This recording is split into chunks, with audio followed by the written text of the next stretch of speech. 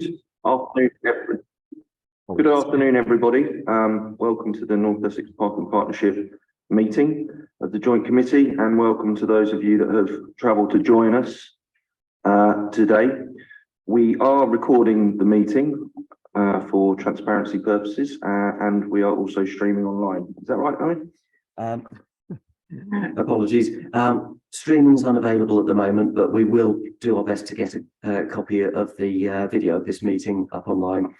Rightio, thank you very much. Happy Christmas to one and all.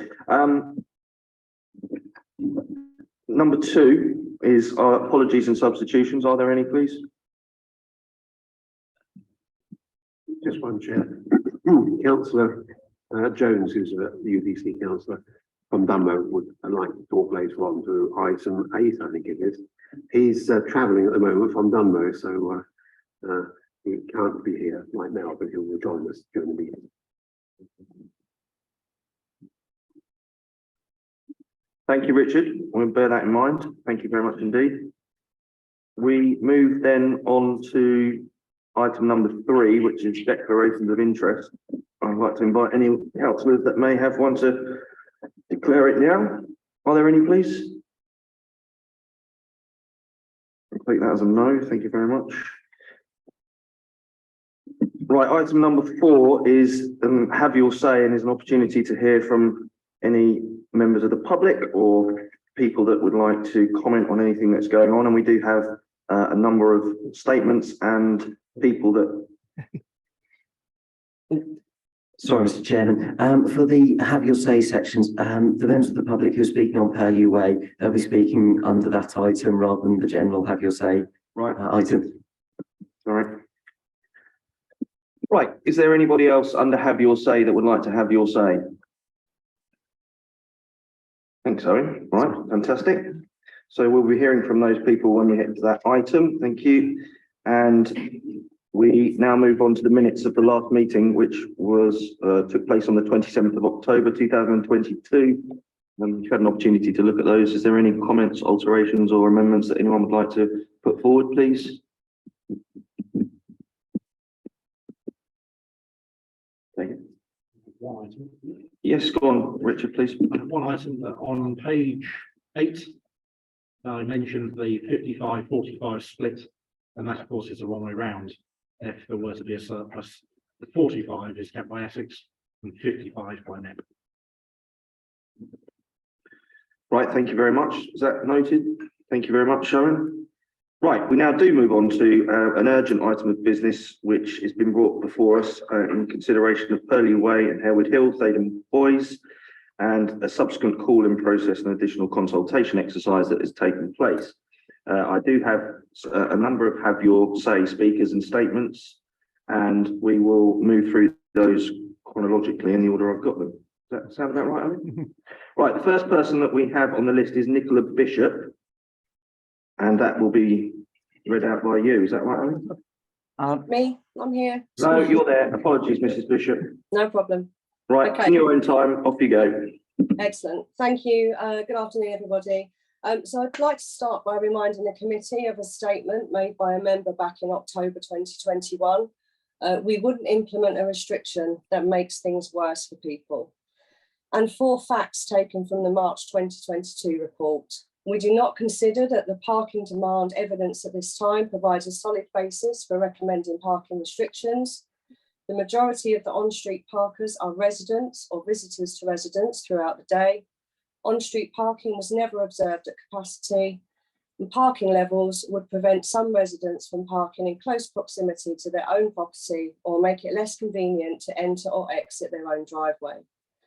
This committee has a defined set of rules and policies whose principal aim is to ensure that citizens can respond to decisions and changes that will directly impact them. If we refer to section 2 of the ECC criteria, the parking situation in our particular roads could not be challenged on the grounds of safety, congestion or new development.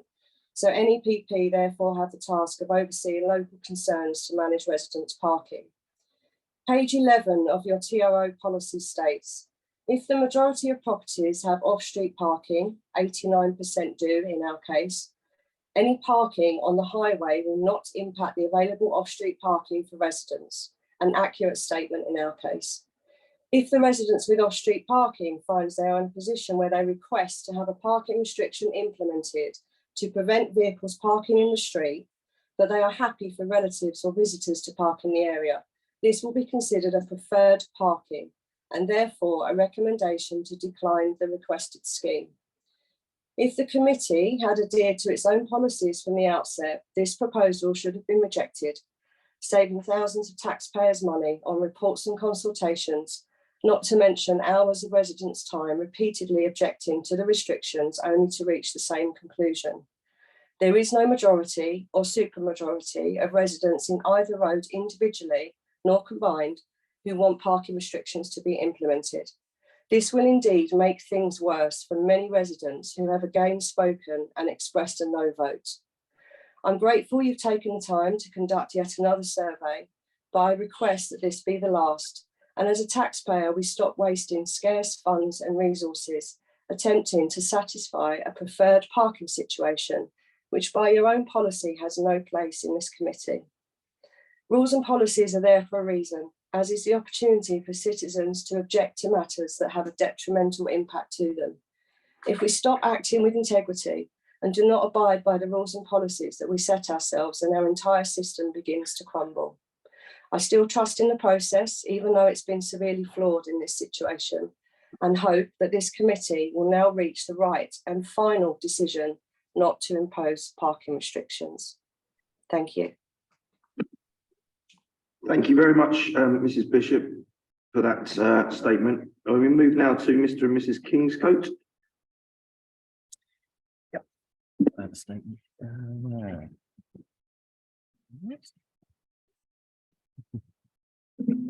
Thank you, Mr. Chairman. A statement is being provided by Mr. and Mrs. Kingscote, and I shall read it now once I find the right one.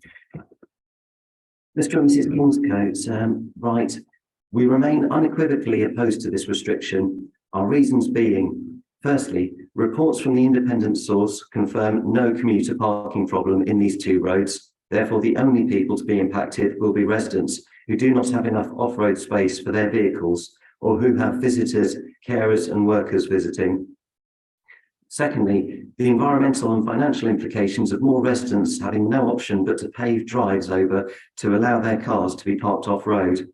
We are in a time of acute concern about climate change and have the cost of living crisis, and we additionally need to protect our green space, wildlife and water table, and the visual appearance of the roads. Thirdly, the impact on those residents with more than two cars and insufficient space on their drives cannot be overstated, particularly with the rise in working from home, just how stressful and impractical to have to down tools to move your car to a different street, probably jostling with other neighbours doing the same thing at just before 10, and then again at 11 to return with other neighbours doing the same things, return the car. This is going to become a real daily headache, and we'll be living with the detrimental consequences of this for years. What about the infirm? Are they expected to walk to and from another road twice a day? As an ex-home visitor, I know that parking restrictions create problems for those types of services. Difficulties in parking cut into time allocated to individuals. Services are often on tight time slots.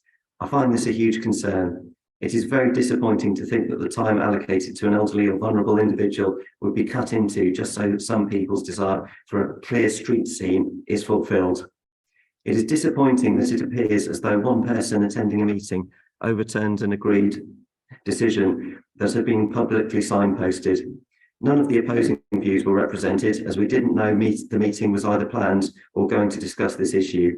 Yes, dates were on the website and anyone can attend, but why would we do so when a decision was still displayed on our road?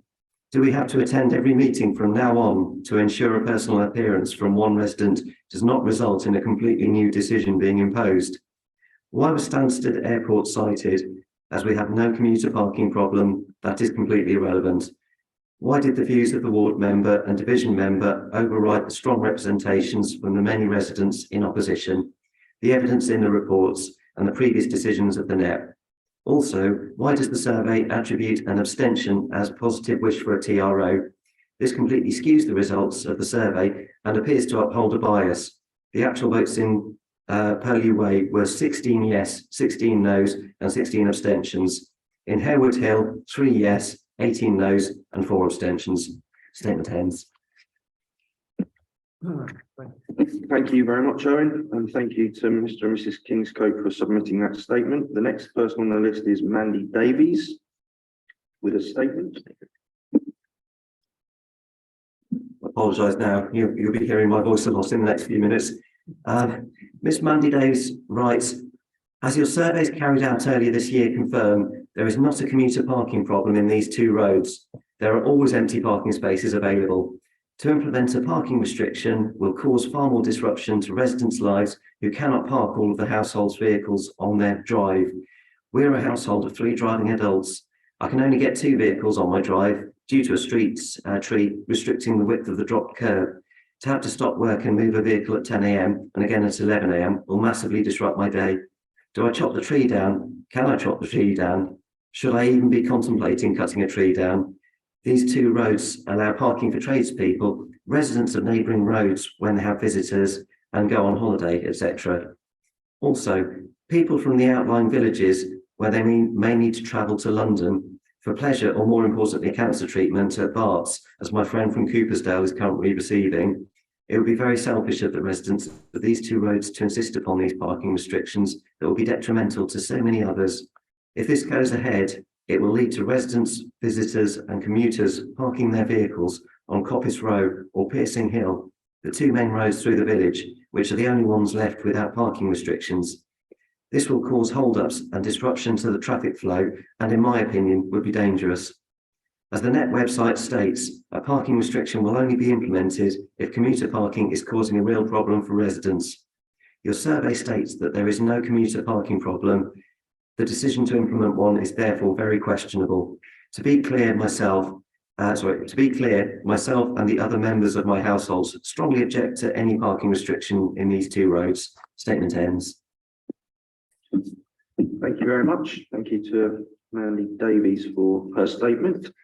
Sue Hallett, do nothing next to it.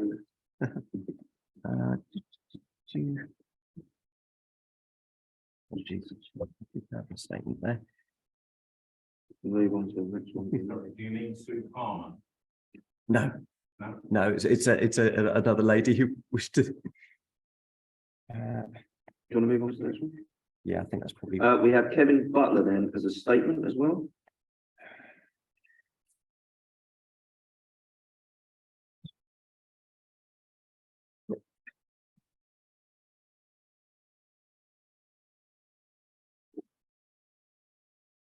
Yes, Mr. Butler writes, we live in Harewood Hill and our comments reflect our interest accordingly. We object to any changes in the current parking restrictions, except those for genuine safety reasons, such as at corners, for the following reasons. Firstly, both the NET, the council-run partnership, and the independent assessors concur it is neither appropriate nor necessary to introduce new restrictions in Purley Way and Harewood Hill that would prevent all-day resident parking. The NEP concluded that the roads are not at parking capacity and did not appear to have intrusive external parking demand. Secondly, the NEP report confirms commuter parking is not currently a problem and that even after the pandemic recovery, there is reduced demand from external commuters using the location for free parking. Thirdly, the NEP report states that any restrictions are mainly going to impact on the residents rather than deter external parking demand. Fourthly, if a decision is made that the views of the residents of Purley Way for additional parking restrictions should prevail, there is no evident reason why those wishes should be imposed upon Harewood Hill, where parking is not an issue. If circumstances change, these can be addressed as already suggested by NEP's recommendation to review the overall position in 18 months. Fifthly, the government's right to challenge parking policies, Traffic Management Act 2004 guidance, notes state that parking strategies cannot simply be about restricting parking, which makes it harder for people to park responsibly and go about their everyday lives. Finally, additional parking restrictions would have an environmental impact as more residents would convert front gardens to paved off-street parking. We do not see there is a need to fix something that isn't broken, isn't justified, and flies in the face of both multiple expert independent reports and the wishes of the majority of residents in Harewood Hill and a significant proportion of those in Purley Way. Statement ends. Thank you very much, Owen. We have Mr. Palmer, Mike Palmer, in person.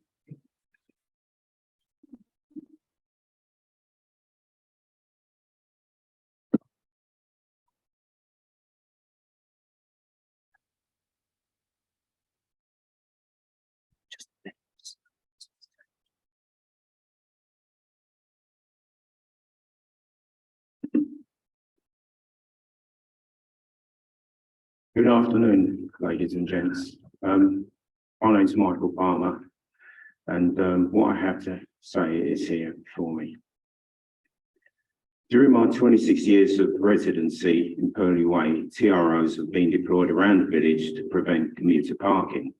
But failing to address the cause, the TROs have displaced some residential street parking into neighbouring streets.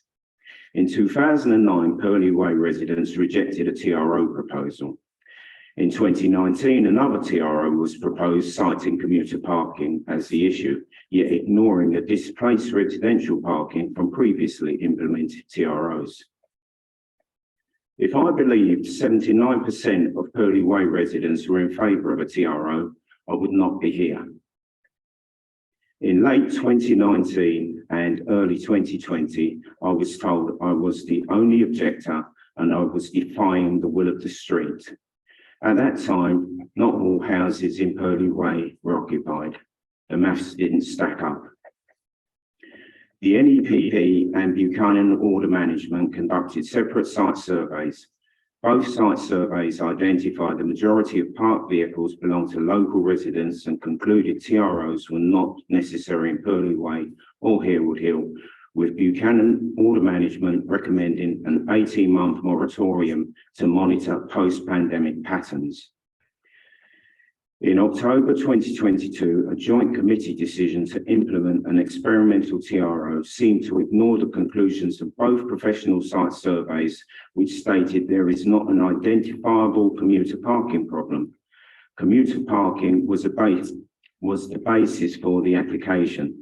At this point, I noticed the Purley Way TRO advocate adopted the term obstructive parking, thereby playing semantics to evade the findings of the two site surveys, abandoning commuter parking as the issue at this stage corrupts the whole debate. Residential uproar led to the joint committee decision being called in. The subsequent Epping Forest District Council door-to-door survey of residents in both roads showed Epping Forest District Council 70% in favour and the NEPP 75% in favour thresholds had not been met, even with non-respondents being signed in favour of the TRO. This begs the question, how has 79% in favour evaporated to a meagre 33.3%, with the non-respondents included a reduced 66.7%. The 79% claim should have been fact-checked in the first instance. Frankly, I don't see this proposed experimental TRO benefiting anyone, whether in favour or against, because the supposed issue does not exist. If pursued, this leaves the residents to be unintended victims. Therefore, I recommend the whole idea is scrapped once and for all. Thank you for your time and thank you for listening.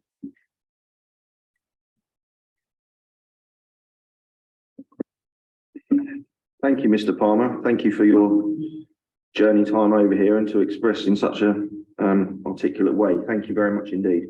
The next speaker on the list via a statement is Sue Baxter.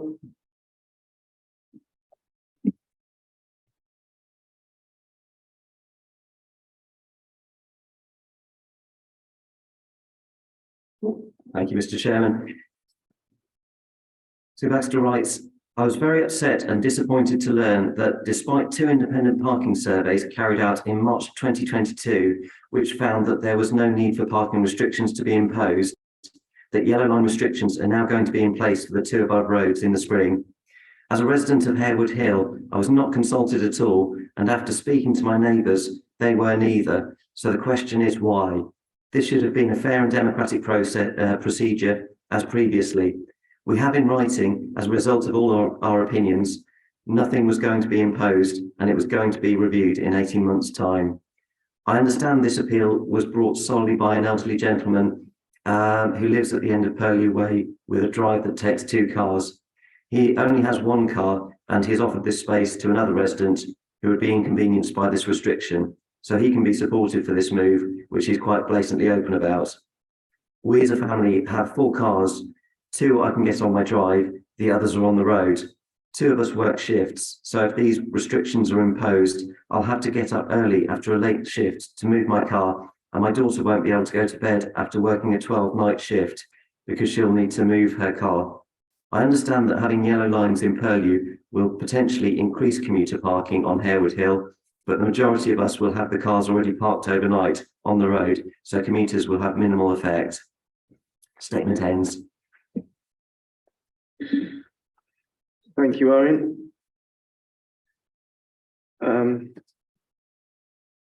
Well, I mean, Gary Neville's got an awful lot to say about a lot of things, hasn't he? I don't know how he's. Gary Neville. Yes, I responded to his request about the meeting. He hasn't provided us a statement, and I don't believe he's in attendance today, so I'm afraid we can't go ahead with his contribution. We'd move on then to Cheryl Taylor, which is an online statement.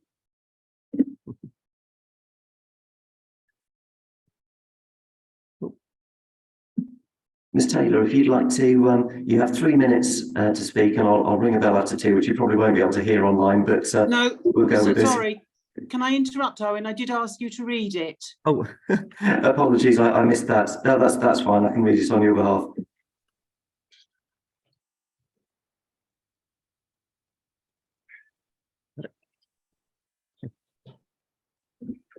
Ms. Taylor writes, "We have lived here for 26 years and have never had a problem with parking. Post-COVID, the road has even fewer cars, a fact that I was able to demonstrate to the ladies who carried out the NEP survey. We have relied on visits from carers and health professionals for my elderly, very ill mother. Restricted parking would have made this a nightmare. Parking restrictions would also mean more hedges ripped out and front gardens paved over. The degreening of our pretty town has been a disgrace. In all honesty, had the NEP organised their own survey at the outset, we would have abided by a pro-TRO decision, even though this would have been very disappointing. As it is, there has been a great deal of deceit, bullying and boasting about having, open quotations, the ear of councillors, close quotations. We were assured that the issue would be reconsidered in early 2023, only to find a meeting had taken place.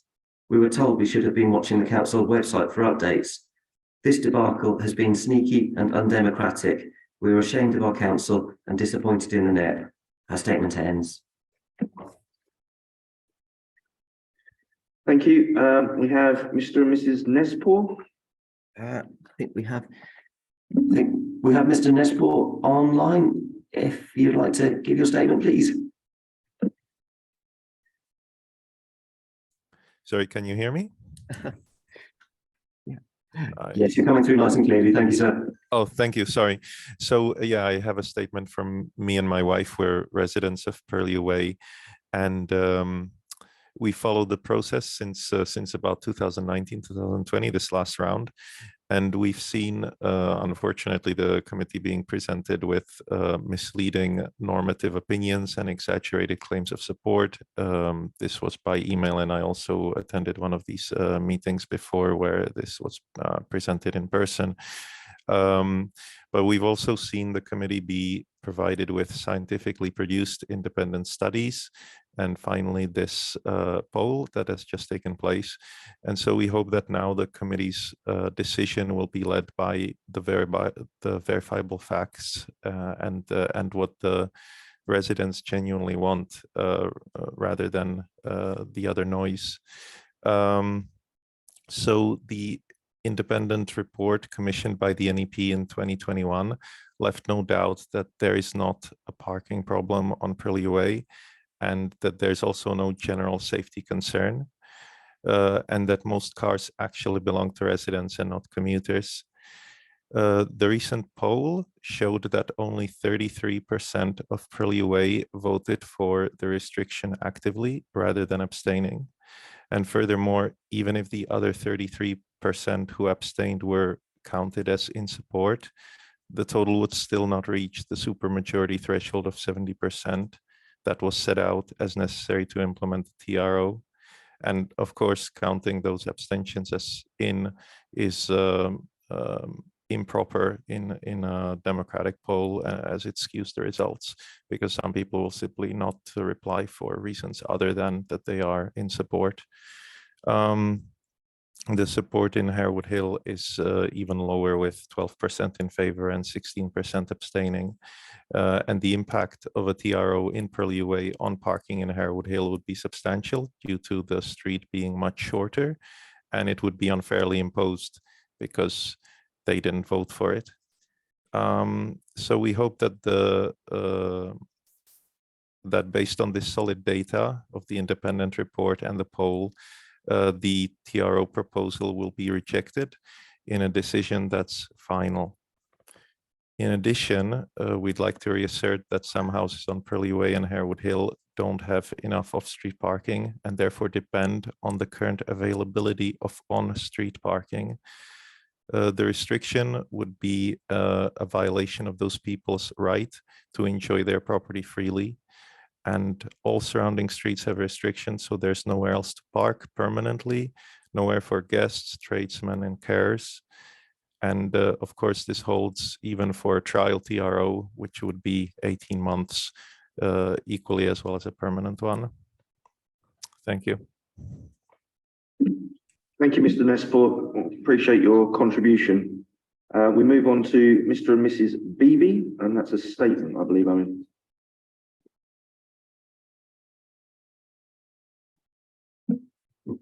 Thank you, Mr. Chairman. Statement reads, Dear members of NEP Joint Committee, my wife and I, both senior citizens, strongly object to any parking restrictions in Purley Way, as other objectors will no doubt raise the points about no commuter parking problems as determined by 2 surveys commissioned by NEP and which I'm fully in agreement with. Also, an early poll by a very interested resident, the result of which, 79% in favour, appears to be a manipulation of the numbers. I would like to make my point regarding the inconvenience and expense to my wife and I. We are a 2-car household with only 1 off-road parking place. It would therefore cost me several £1,000s for the removal of 2 very large trees and concreting over the front garden to facilitate the parking of our second car, both of which are not environmentally friendly. Alternatively, come the time for the 1-hour restriction, our second car would have to be moved to a nearby road with differing 1-hour restrictions and probably leaving it there for the rest of the day, possibly to the annoyance of other residents. I hope you add my objections and reasons to all others and reach a decision that takes into account the views and wishes of the majority of residents, ignoring the flawed poll of 79% in favour conducted by 1 resident. Regards, Mr. and Mrs. Beebe. Thank you, Owen, and thank you to Mr. and Mrs. Beebe. We have Mr. and Mrs. van der Westhuizen, I believe that is, as a statement. Thank you, yes. Statement begins. We're opposed to the proposed parking restrictions proposed for Purley Way and Harewood Hill. We're against parking restrictions on our road as we feel all residents and their visitors should have the opportunity to park on their road.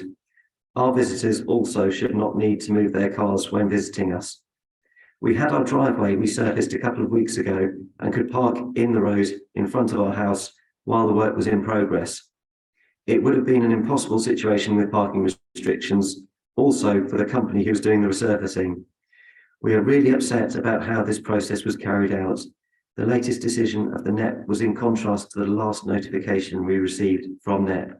We feel all residents with opposing viewpoints did not have the opportunity to have their say at the last NEP. I know the dates of the NEP meetings are published on your website, but it is just obvious that we would not monitor upcoming meetings as a decision had already been reached and published on the parking restrictions on Purley Way. In the previous conclusion on parking restrictions, it was noted that there was not such a big problem with parking as has been stated, and this new meeting and decision therefore totally unnecessary. Why carry out a survey at huge cost to the taxpayer to then just disregard the conclusion when it does not fit in with what you wanted in the first place? Parking restrictions. These restrictions will have a negative impact on our family, and it would have been easier to accept had it felt a democratic and fair process, which we do not feel has happened. The parking of cars in the road outside our houses are a mere annoyance to some households, but if parking restrictions are imposed, it would make life difficult on a daily basis for a lot of residents that do not have the parking space for more than one car. At a huge cost to themselves, they will have to pave over their front gardens to make the extra space needed. It is environmentally terribly unfriendly. At a time when we're in a cost of living crisis where everybody is stretched financially, it is totally unnecessary. Life is hard as it is at the moment for most people. It is within the Nep's power to not make it even harder by imposing parking restrictions, which would make a daily impact on residents with insufficient parking on their property. Please reconsider this decision. Statement ends. Thank you to Mr. and Mrs. Westerhazen for their statement. Mr. Davies, I believe you're online. Yeah, I'm here. Fire away, please, sir. I've got nothing more to add really to all that's been said. That you know, the sentiment's clear. It's been handled badly. We've participated in the surveys, and we've written in expressing our concern. And you read the statement out from my wife earlier. So I've got no more to say than that really. Thank you very much indeed for joining us. Thank you. We have Mrs. Palmer in person.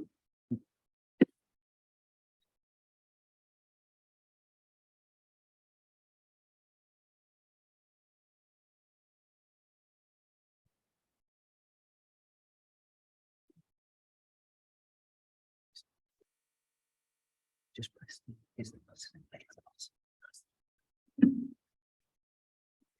Good afternoon. Excuse me. I'm Susan Palmer, also a resident of Purley Way for just over 26 years. If we go back to the original rules for the application for a TRO in Purley Way, it was stated that 75% of the residents had to be in favour of the TRO in order to request one. That's 36 houses out of 48 houses. This meant that 25% of the residents, 12 houses, were needed in order to stop any TRO being implemented. Now that an independent door-to-door survey has been completed, it shows that 16 houses have clearly stated they do not want a TRO. For all we know, due to the postal delays, there could be more than the present 16 houses not wanting a TRO. Perhaps we will not know that until sometime after this meeting.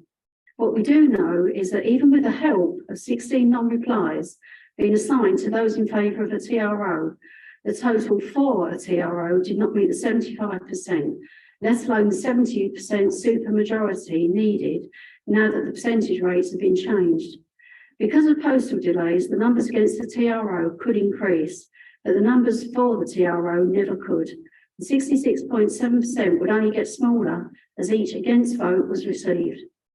Another point, is it fair to assign a non-reply to a survey as a vote for or even against? Not in my book. Would this system be used in a general election? I sincerely hope not. So why should it be fair to use it for this survey? Has it ever been considered that a non-reply to a postal vote could be because, quite frankly, people have other more serious things to be coping with? Dealing with a cancer diagnosis, caring for seriously ill family members, all issues that can be seen as far more serious than this matter. Having personally had to cope with the caring and care for a seriously ill family member and managing the illness and death of 2 other family members from cancer, I can categorically state that a TRO application would not even have registered for me at the time. Therefore, it would be fairer to treat those residents with a modicum of respect by not assigning their vote either way. Therefore, given there is no overall majority in favour of the TRO, this application should not proceed. Thank you. Thank you, Mrs. Palmer. Thank you for taking the time to join us today. I think the only one we didn't have, Owen, was Sue Pallets. We found Sue.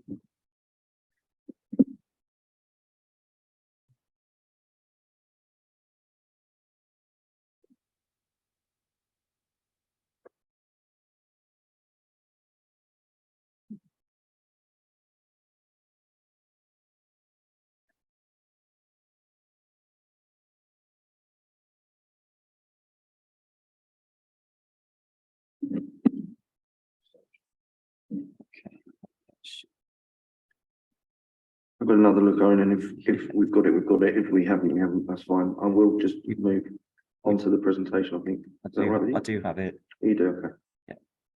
Apologies. Apologies for the delay there. This came through from the net as a contact form rather than to me directly. So reading the statement from Ms. Pallet, I have been informed by a neighbour that despite having been surveyed several times in recent years and continually rejecting the proposal, yellow line parking restrictions are being introduced in Harewood Hill. I find this incredible, given that the recent survey conducted by Net Gathering Data and residents' opinions regarding restrictions concluded that the restrictions were not necessary. Furthermore, none of the residents were advised of the October meeting taking place, where the decision for this was made, and so were unable to repeat their objections. I cannot see how it is justifiable to introduce restrictions in Harewood Hill just because Purley Way residents wish to do so in Purley Way. Additionally, to categorise Purley Way and Harewood Hill both as narrow roads and both with passing difficulties as well as viewing difficulties is completely incorrect. Harewood Hill is a straight road, as I'm sure you will know, and is consistently wider than Purley Way, with Purley Way becoming tight on its bend and so causing issues for residents in that being on that be viewing. Apologies. There is no issue with Harewood Hill there is no issue in Harewood Hill with negotiating around parked cars as it is wider than Purley Way. A further point was made in the review that post-COVID commuter parking could increase as people return to work. However, there's no sign of this yet in Harewood Hill, and I feel that it is very unlikely given the numbers now home working and even with restrictions in place in Purley Way. Another comment made in the review was the aesthetic of a road with parked cars. This is a completely insignificant point. However, surely a road with front gardens and not cars jammed up to residents' front windows would be more aesthetically pleasing. I've given many reasons previously as to why I say no to parking restrictions, mainly in that it is completely unnecessary in Harewood Hill and will remain unnecessary even with restrictions in Purley Way. Also, I do not wish to receive parking tickets just because I've forgotten to move my car or my visitor's car to around the corner. Harewood Hill is also more than a 10-minute walk to the station, so commuter parking has never been an issue in the 16 years I have lived here. It will also be very inconvenient for Harewood Hill visitors and tradesmen. Occasionally, neighbours from nearby Thaden Boys streets drive their cars and park in Harewood Hill so they can avoid receiving a parking ticket on their own road and then move it back after 1 hour. Sometimes they even have to leave them away from their own houses for a week or more if they go on holiday. The alternative they have is to pave over more of their front garden to squeeze on an extra vehicle, which is obviously not good for water runoff. A final point is that even though Harewood Hill has been surveyed, which showed a rejection by residents to the restriction, why are the restrictions going ahead and to what gain and for whom? As stated by the Net, there is no gain for the council as it will cost them much more to pay for the enforcement than they will receive in gain in parking revenue. So who gains? No one in Harewood Hill currently has to park on another street. Cars in Harewood Hill are damaged because the road is too narrow. Are not damaged because the road is too narrow. There have been no accidents from cars being hit blindly reversing off their driveway. There is no gain, only expense for the council that they don't need. So the final point we have said, no, and yet it is happening. Why did you bother to ask us and incur thousands of pounds of cost for the survey, plus another survey today? How many more times are you going to ask us? How many more surveys to complete? Surely there must be better use of council funds. Why does somebody want these yellow lines so much when there is nothing to gain? I can't understand it. Our statement ends. Thank you, Owen, and thank you to Sue Pallett for her statement. So I think that brings to a close all of the have your say speakers within this item. I did just want to bring to your attention one of the reasons that this was brought up as an emergency item at this meeting. It was actually due to a call-in or a potential call-in by an Essex County Council member, Holly Whitbread, who had received quite a number of concerned residents who had contacted her prior to the decision being taken here, or sorry, at our last meeting, which was in Harlow, I believe. So we had to have a look at this once more. That's enabled an initial conversation as to where we might be able to, what we might be able to do in relation to further talks. And then I think Councillor Kane as well, who's obviously here today and may well like to say something when I open this up to the floor, also put forward some interesting information in relation to a new survey that was being undertaken, which is going to be given some information update by Jason now. So that's just to give you some context as to why we're back talking about Purlieu Way once more. So I'm going to hand over to Jason, which is really just to go through the results of the survey that's just taken place and we've heard quite a lot about so far from the comments that we've received. Thank you very much. So yeah, I think it's probably worth just highlighting what the purpose of the survey was, and highlight the fact that there were a couple of questions as part of that, of which obviously different sections of results. I think what it helps to do initially is just to highlight what the percentage of the response of the actual response rate has been as a result of this survey. So in Purlieu Way, there's been a response rate which probably changed now, Amelia, given some results that we've received today. I don't know if that percentage is, have you got that reworked? Yes, so since the results were first published, we have received 3 survey responses to date that was delayed due to the Royal Mail strike. All 3 responses were in favour of the parking restrictions, so it doesn't change the results, but it just improves the response rate, which is now 72.9% for Purlieu Way and 84% for Harewood Hill. So we have had really good response rates. Thank you. Thanks, Amelia.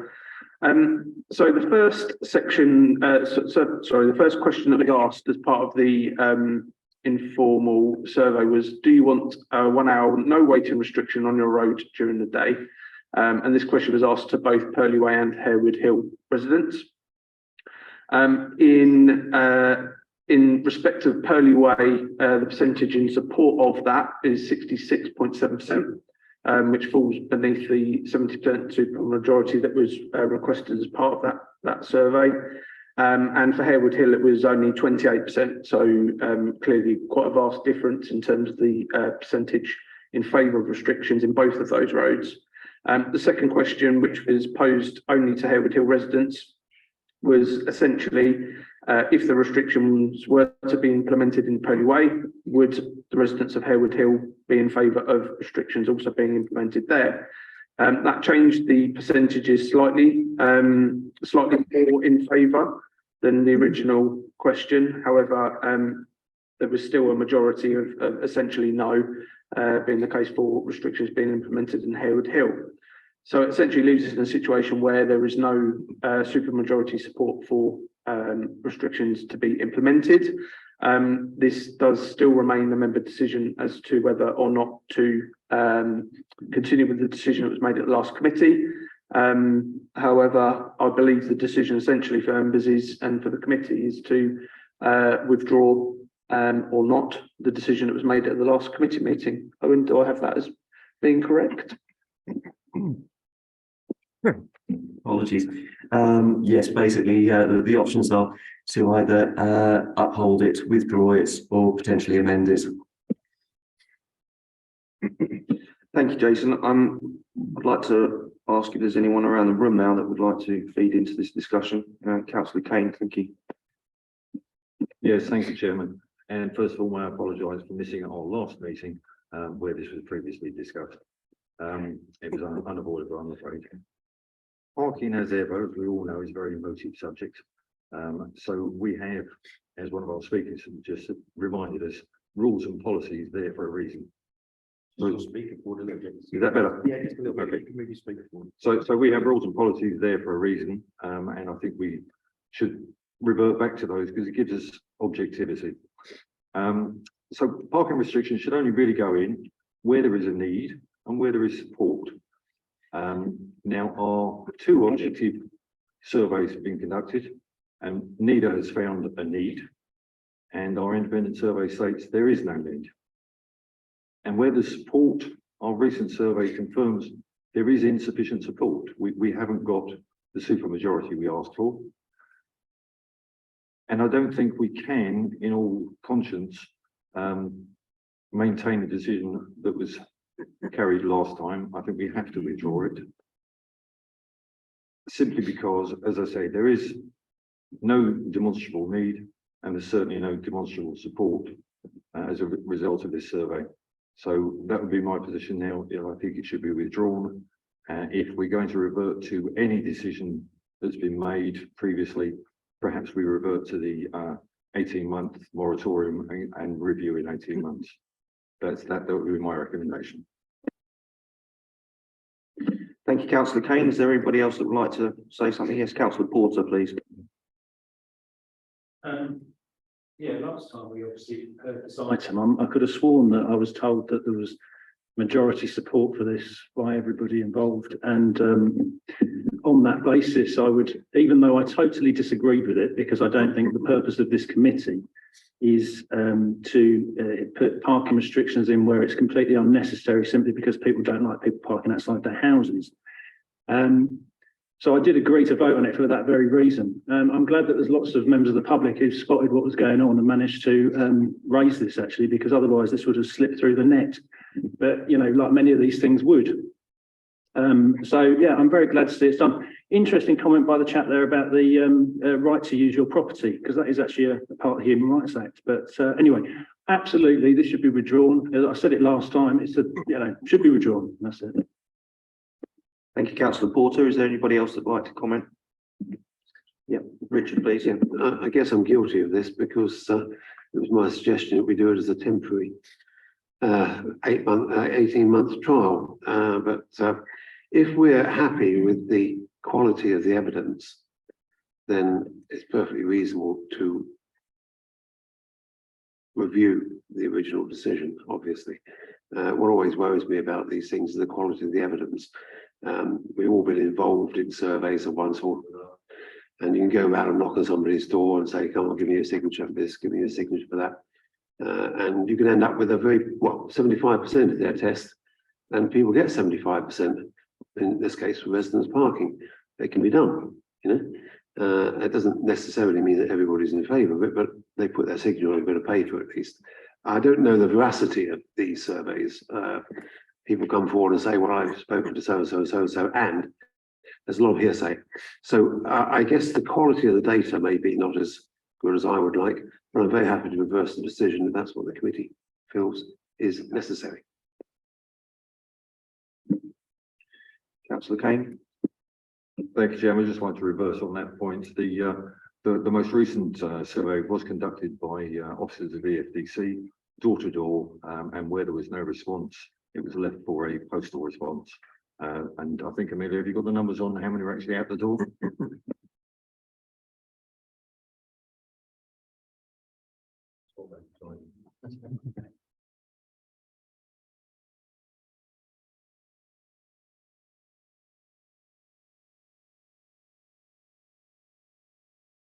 I should have it here, but I don't. Sorry, one moment, please. No problem, Amelia. Was there anybody else that wanted to say anything from the other member areas? No. I as a relatively new person to this committee as well, having heard that this agenda item had been around for many years, I was grateful for Councillor Kane's recent input. He's put forward his case for his own area, and I think it is the members of the areas where we're considering putting in parking restrictions that should have the most or the fair share of the say. I think it's been a really good opportunity to hear from other people with a different idea and persuasion of this scheme. So thank you to those of you that have taken the time to come out today, either here in person or online. And I have also taken on board what Richard has said in relation to data. And I think we've got the data. We've had data before, but I think there are some of us that are new, and we've had to sort of learn quite quickly on the job about this ongoing scheme. But everything I've heard and seen in the most recent weeks has led me to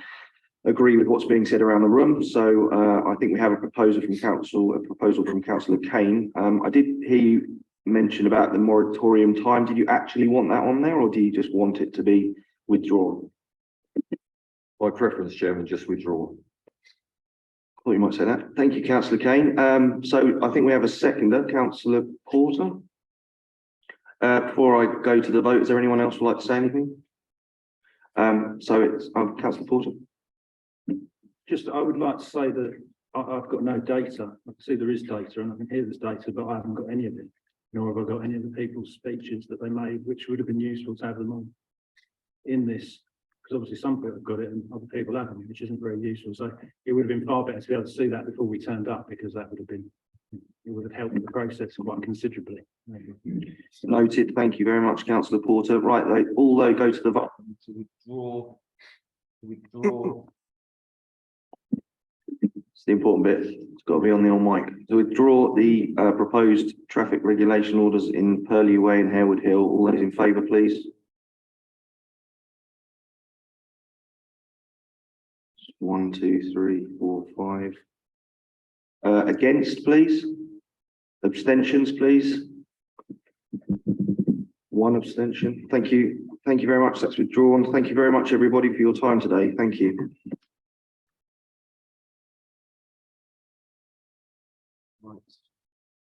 Right, we move on now to item number 7. Is that right? Number 7. Financial update. Chairman, if I could just Yeah. apologies. Can I just say thank you to those who have joined us online. If you'd like to stay for the rest of the meeting, you're very welcome to, but you're also very welcome to leave if you've seen what you needed to. Thank you. We move on to the financial update. Richard, please. Thank you very much, Chairman. I've circulated a copy of what I'm going to read out. I normally introduce papers on the fly, but this one's quite important, so I thought I'd script myself on this occasion. You've also seen a paper, and there's an additional addendum item, which is the budget for next year on a separate piece of paper that you should have. So for introduction, there's some good news, but also some less welcome news by way of considerable pressure on our finances. The national picture, firstly, nationally beyond the picture at net, we're in a time of change with increased inflation and energy costs, and more recently, increases with employee costs as a result of the first real pay increases for a number of years. These pressures also apply to our operation. Some of the cost pressures are shorter term, and some will be felt in the medium term. A quick summary: the short-term issues relate to issues during the pandemic and in-year pressures, that's this year. We need to plan ahead for the impact of some medium-term issues, and a separate report sets out some of the measures that the committee is asked to decide around the TRO service. We'll see that paper later. We're also asking the committee to decide the budget for 23-24 as required by the agreements, and we need to do that by the end of the calendar year. A bit more on the emerging issues. I mentioned in paragraph 8.1 of the report that issues are still emerging, and those issues relate to discussions around pay, which is negotiated locally at Colchester City Council. A decision on that was pending at the time of writing. We've been doing some extra work on the budget. Acknowledging this, some ongoing work has been carried out on the budget, and this has held up the final budget setting process at Colchester. But the agreement requires a business plan to be finalised by the end of the calendar year. This led to a compromise in the formulation of the papers in time for publishing. So my apologies for that. I need a supplementary item, and that is the item on the budget paper for 23-24, which is the separate piece of paper you should have tabled. So since the finance paper was first published, a supplementary agenda item for the new year budget, which has been circulated following discussions with accountants at Colchester and Essex. The supplementary agenda item paper I've circulated replaces the new year budget proposal in the finance paper. This updates and corrects some issues within the table in the original papers. Please use the supplementary item for the decision on the new year budget, and the paper copy has been provided and tabled today. The main change in this supplementary paper ensures that the budget for the new year 23-24 is set at a break-even level rather than having a cost in the TRO service, thus maintaining some reserves. And I think that's a really important point.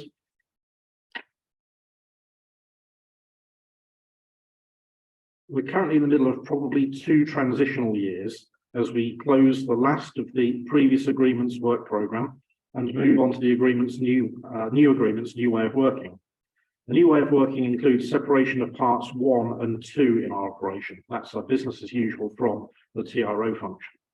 A declaration of the outturn at the end of part 1 is now shown, with any surplus, if one occurs, being passed to help fund part 2.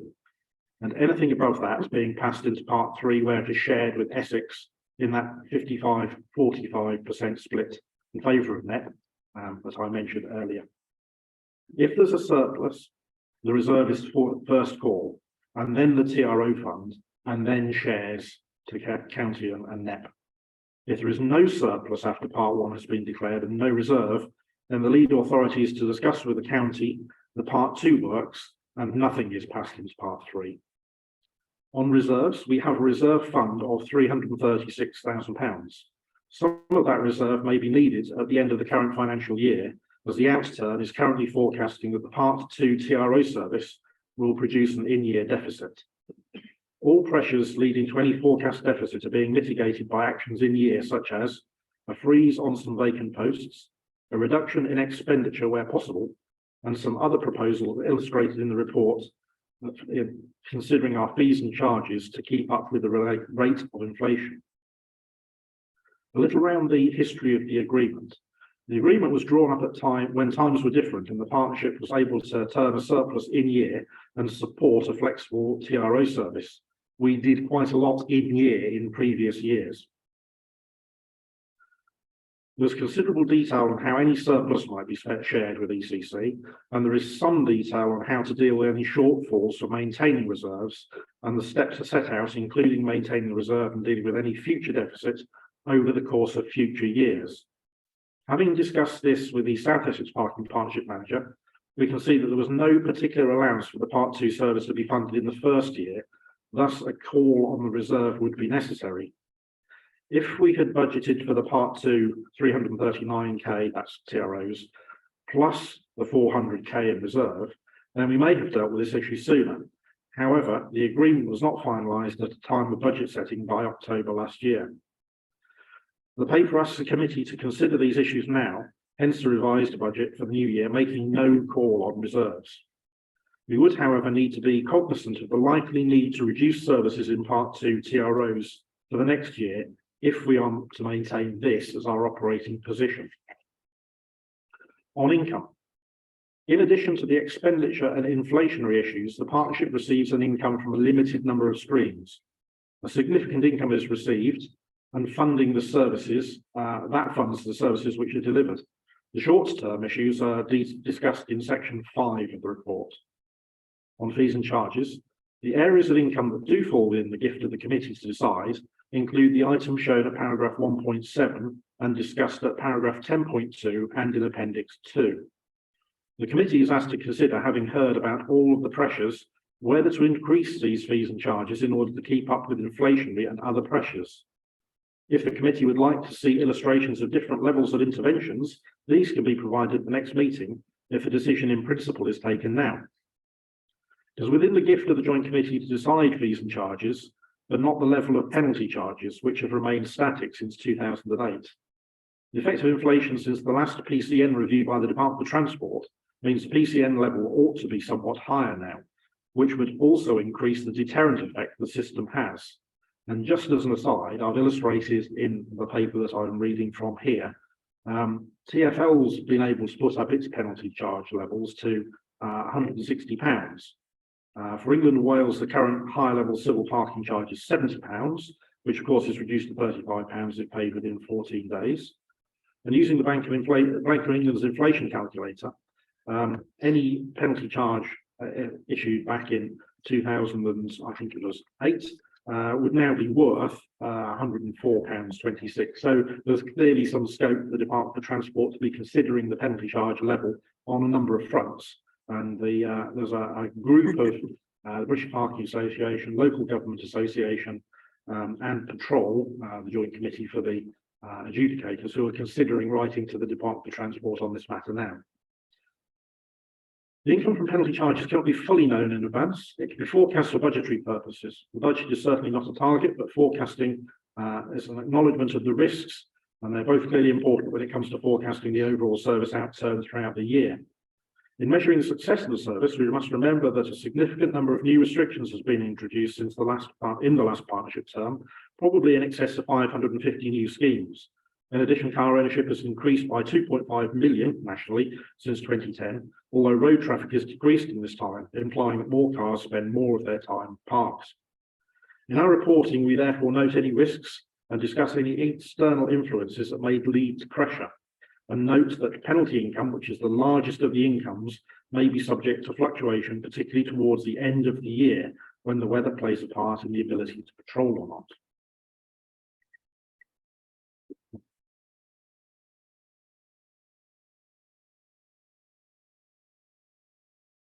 On employment, highlighted in paragraph 7.3 are the interventions made to enable recruitment to be carried out. In addition to this, the agreed pay rises have compounded pressure since the majority of NEP staff are at an operational level. In medium-term planning, the foregoing therefore shows the need to maintain medium-term financial planning, and issues are discussed in the paper in sections 8, 9 and 10. I want to draw attention to the significance of Table 2. The new agreement introduces the concept of individual district accounts, and a draft, and I must point out this is only a draft, illustration of those is included in the appendices. It must be stated that the estimates in Table 2 will change significantly to reflect the deployment of staff if this changes. In fact, it takes just the movement of 2 officers between districts to have a significant impact on that. A modelling of the draft table shows that it does not take much movement, just 1 or 2 CEOs deployed elsewhere to have a large impact on those figures. But I include that because we need to be planning ahead. So the use of Table 2 in future years in the medium term, the agreement sets out these tables would come into play if the service were both to run into a deficit and exhaust reserves, and only then after reducing the Part 2 TRO service. It's likely, therefore, that those tables would impact on districts only from the year 24-25. The significance of this is mentioned early in order to allow sufficient time for any mitigating action to take place. These draft tables are introduced here in accordance with the agreement and are presently for indicative purposes, and will be kept updated and under very close monitoring and regular review, as indeed the rest of the finances are. So hopefully you've had a chance to have a look at the paper, and I'll pass back to Chairman. Thank you. Thank you. Thank you, Richard. I'd like to open it up for discussion, please. Ian, please. Yeah, just a point of clarity, Richard. Sorry, when you said tables, what are you referring to? I can't follow that. Oh, sorry. There's in the appendix. There's right at the very end of the paper in Appendix 3. There are 2 tables, and those are called Table 2 in the joint committee report. Sorry, joint committee agreement. So the 2 tables that are in Appendix 3 are what I'm referring to as Table 2. Right at the very end. It's very, yeah, I've barely got my head around it. You probably haven't had chance or not. I've done a background paper on the new agreement as well, which sets into a bit of context what's happening between parts 1, 2 and 3 and what else comes into play, but it is extremely complicated, yes. Councillor Porter, please. Okay. So it concerns me greatly that a lot of this is talking about sort of increasing PCN income. And, you know, I don't know whether there is an intention for there to be somebody going and trying to lobby for PCNs to be reviewed and for the increases to be put there by the government, because I certainly wouldn't support that. I don't know if anyone else here would, but quite frankly, trying to penalise people, you know, when everything else is becoming more and more expensive, I don't think is really what we're looking to do. And obviously within this part of it, there's an awful lot talking about the income from PCNs, which with the best will in the world, and I've said this before, is basically it's a failure, isn't it? If we're issuing more and more PCNs, then we're just failing at what we're doing. And I know so if I go to these documents here, so this year, the last actual year was it 2021, 22, 1.9 million for penalty charges. Currently actual to date. What when it's actual to date for current year, what does that go up to? Because it's only 674. Because then you're predicting 2.2 million next year, which is sort of an enormous increase, and I can't see how that's going to happen. What's the to date for that one? So to date, it's up to, in this case, period 7, and doesn't include the debtor or creditor amount for each year between one year and the next. And it doesn't include, and I've mentioned in the report, we had a gap between enforcement at the tail end of the process where the enforcement agents pick up some work. So there's various things missing from the actuals at period 7. Just to quickly mention on, if we were talking like for like, if we started the partnership, we've got a lot more schemes, a lot more restrictions to patrol now than we had when we started. So I would expect more PCNs to be issued because there are more restrictions than there ever were before. There's a lot more restrictions than when we started this. So that concerns me slightly, because that almost implies that we're putting restrictions in order to issue parking tickets, which of course we're not allowed to do. That's not the purpose of. I mean, I think people confuse these parking partnerships for something that's about enforcement and trying to issue tickets and basically harass people, when actually the purpose is to provide proper parking. The penalty notices, we don't even have to issue them at all, actually. So when they are forming such a large part of the budget, it does concern me greatly. And when there's a lot of information there sort of saying that we want to raise them up, we're asking government to raise them, that also concerns me greatly, because they shouldn't be forming an income. We should be trying to reduce them. If we're putting restrictions in, those restrictions should be not gaining more parking fines, getting more parking penalty notices out there, because if they are, then those restrictions, by definition of the fact that you're getting more PCNs issued, don't work, because they shouldn't be there in the first place. Because of course, if they worked, you wouldn't be getting the parking notice. So it's an interesting one. So I don't really understand. I don't understand how we're going to. How there's a prediction of raising up the amount of PCNs up to 2.2 million, because I can't see how you can predict that. That doesn't really make any sense. I can't see how they're just going to suddenly jump to like by £250,000 or whatever. Also on these two grants, there's in the last actual other income is only 27,000. Yet on your new one it's 187,000, which again kind of plugs the holes. What is other? So the other income, we've been waiting for the county to give us some more services for a while.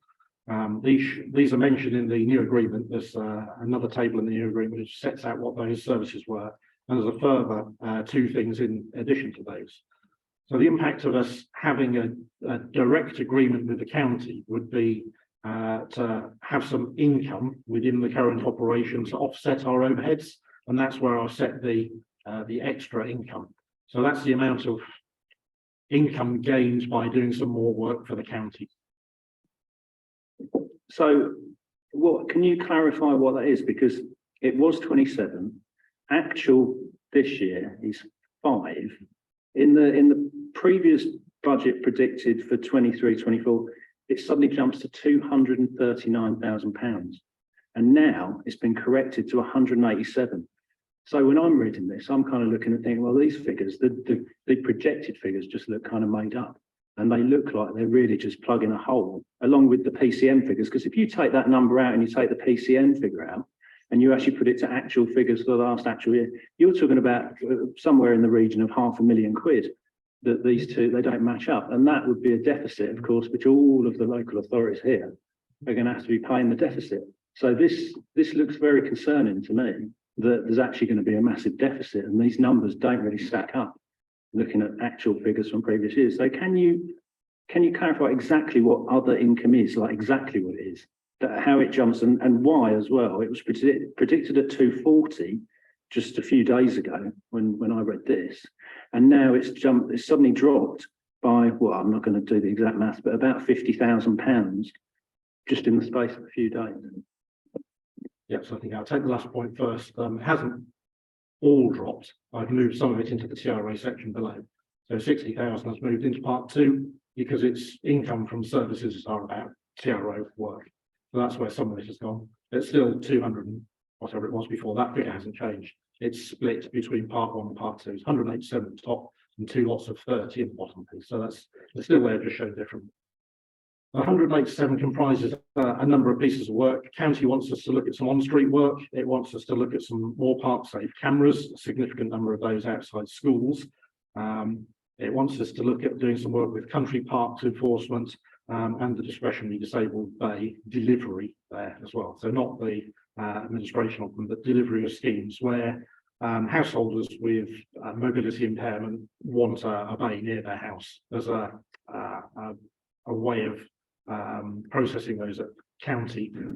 They have difficulty in delivering those, so they'd ask us to deliver some of those. Those are the other items, and the income from those reflects the overheads that would be offset by us doing that work. It's not the income from work; it's the income from some of our staff doing that work. So that is not a guaranteed income from county. That's just a prediction of potentially how much you might get from doing these things, but that is just a completely random figure with no. That's the budget that I've got for next year. I'm waiting for county to confirm to me that those services will be passed across to us. There's no representative from the county here today to confirm when that might be. And what is the country parks part? Because obviously there's been an on-road parking committee, and obviously the NEP is on-road. Then that would be presumably a separate element going into the which I would think shouldn't be called NEP anyway. If it's doing off-road parking, it should be a completely separate thing. But that would be that. This wouldn't be part of this. So does that still add into the funds that stop the partner authorities having to pick up the deficit or not? That's an efficiency gain by doing more work generally, so spreading our overheads into of the service across more things. So that's a prediction of the amount of extra income to the joint committee part of it from doing some other work, and vice versa on the country park side. We've said that doing this extra work will have a benefit to the joint committee as well.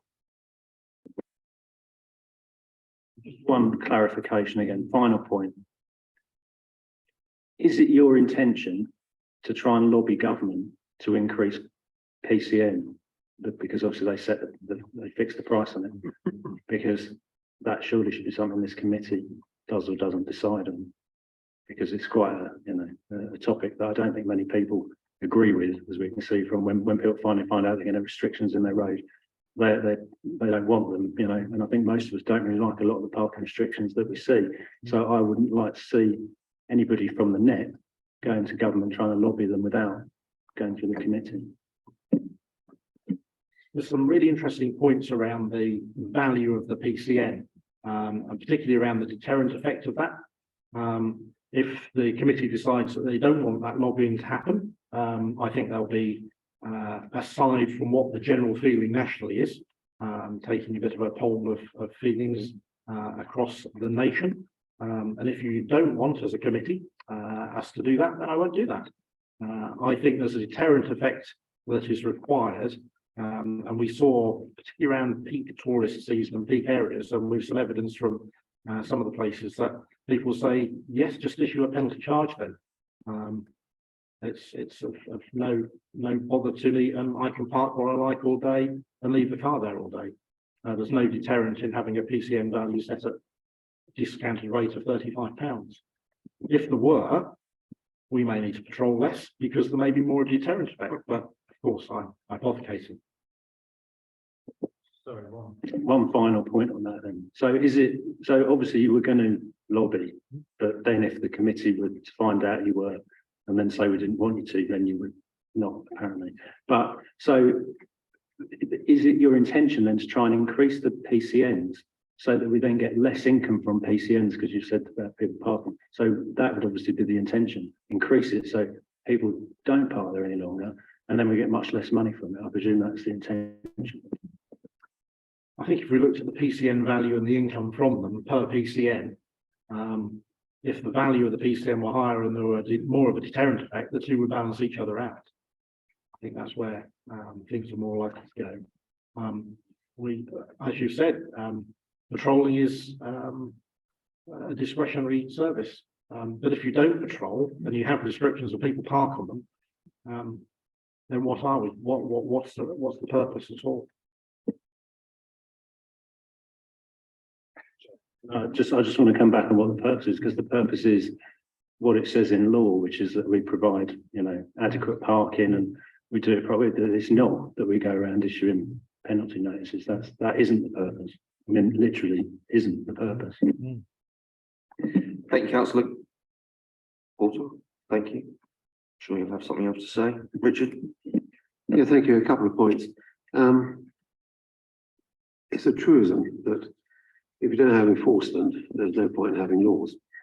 And I have lived in a country very different to this one, where people, generally speaking, obey speed restrictions and parking restrictions, all sorts of things. The reason why was that if you didn't, the chances of detection were very high, and the cost was massive. And there's one example of somebody driving a car at extraordinary speed was fined £74,000 in their local currency. Of course, it's related to their income, and he was quite wealthy. So the enforcement is a necessary part of it, unless everybody is brought up to obey the law and be good, and that's possible, perhaps. But my point, Chairman, is on the financial sheet that's been put round, right at the very bottom, the total of all services, the final row at the very bottom of it is a nice fat zero. And that's the total on-street budget net to zero. And I guess what we're looking at here, of course, the line above it is balanced from part one, new agreement total, brackets, cap, close brackets. Now, obviously we're working our way into the new agreement. We're in the first year of it, as it were. But it does seem to me, and I welcome the view of the rest of the committee on this, and certainly, obviously, the chair. It does seem to me that the NEPP is in danger of being treated as a cash cow by Essex County Council. Of course, what happens is the NEPP does what it does, brings in its penalty charge notices where they exist. It pays for itself, washes its face because it has to. That's the requirement, that it's net zero. And just to help it on its way, the Essex County Council will then help itself to whatever surplus there may be. I know, for example, that we've been limited to about 330,000 a year in terms of operating budget. I think I've understood that. Correct me if I'm wrong. And that then brings us closer to Councillor Porter's point, I think, that it really basically becomes a different form of taxation. We're subsidising Essex County Council when arguably it should be through the Essex County Council taxes. It's a tax by another means, arguably, provided we make a profit. Because we're not allowed to keep the profit beyond the cap. It doesn't go back into the NEPP. It doesn't make us more efficient. We can't buy better machinery. We can't do the job better. We can't hire more staff. They say, well, that's it. You made a surplus and we'll take whatever to net zero that. And that seems to me to be a dangerous precedent.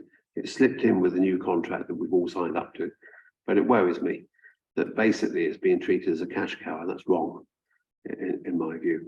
But I'm happy to be corrected on it. I'm happy to be proved wrong. If on the other hand we don't make a surplus, we actually end up making a loss, then I think all the people sitting around this table are expected to reach into their corporate pockets and pay for the loss. So from Essex County Council's point of view, it's a win-win situation.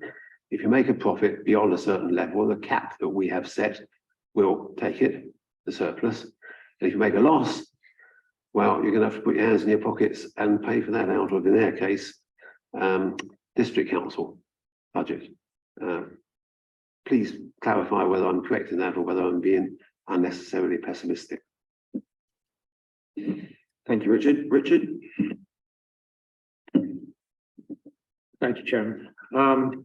Couple of things, just following on to my colleague here. I personally don't want to go back to my colleagues, my cabinet, and say that certainly in the circumstance where we have a big deficit on our parking, a couple of £100,000 was big for us. I don't want to have to go back and say we're going to need another 50 or 100, £150,000. That's where I start from, and maybe others agree.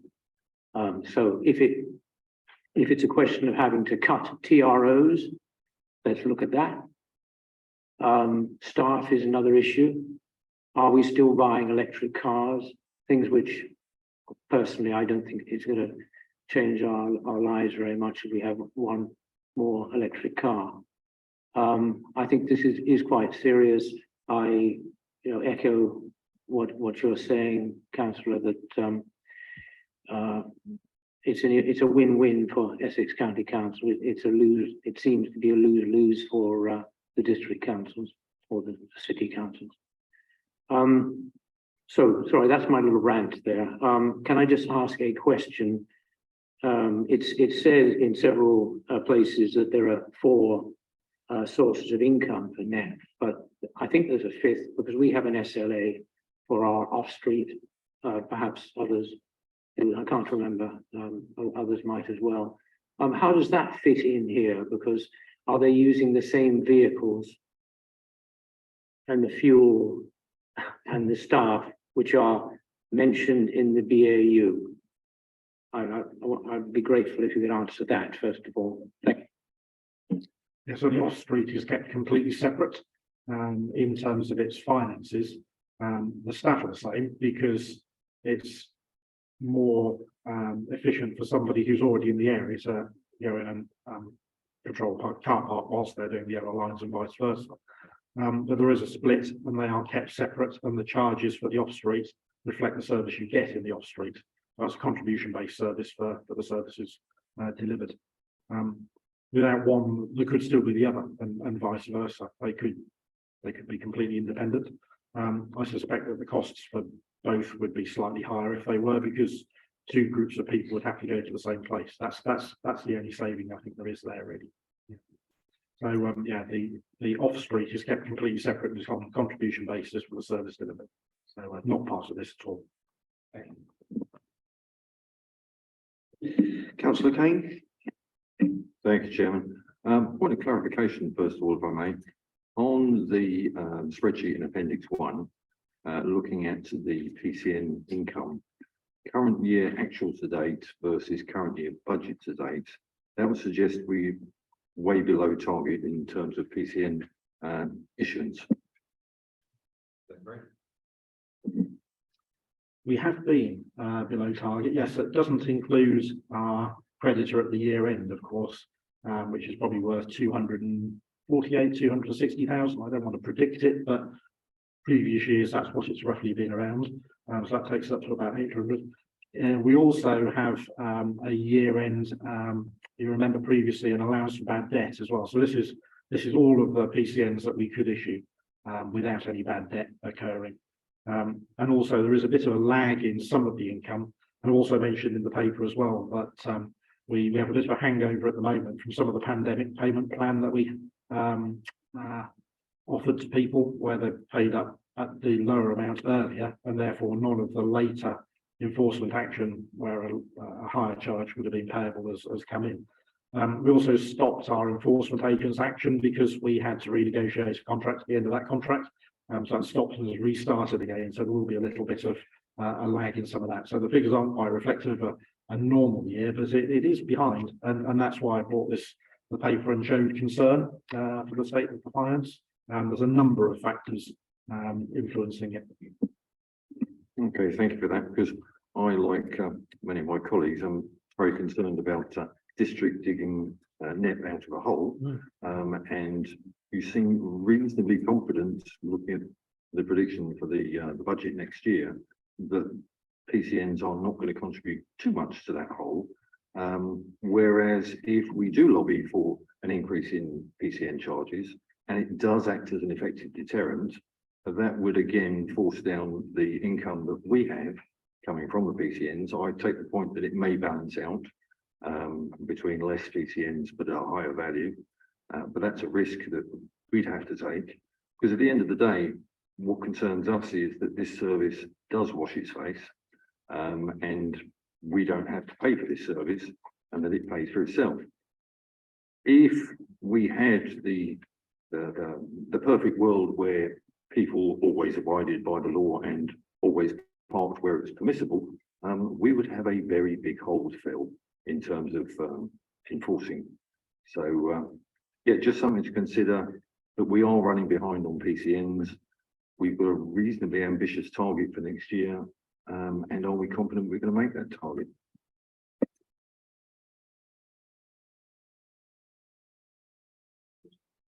Rhetoric. Rhetoric, sir. Beg your pardon? Is that rhetoric? No, it was rhetoric indeed. Yeah. Happy Christmas. Alistair, happy Christmas, sir. And to you, Councillor Lamb, thank you very much. Yeah, I'm a bit confused. So just to reiterate very strongly what Councillor Freeman said, which I agree with very strongly on every point, and and I think like everyone else, if you're coming to us for money at this time of year at the moment, that's not a strategy that's going to work. I don't think. I'm confused by the answer on the questions about budget to date this year and pointing to income that you say is going to happen. You could be confident later in the year. But surely budget to date would take into account what's expected to have come in by now and not money that would be coming in later anyway. So is that perhaps a lack of quality in the information that's in front of us, or is it not relevant to why we are quite heavily behind target this year, it appears?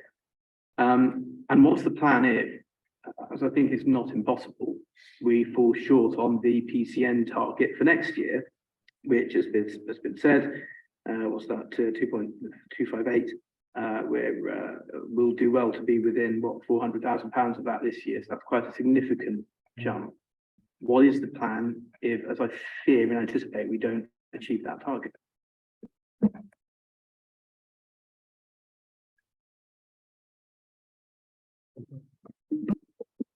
We're back, it's all right, we're back.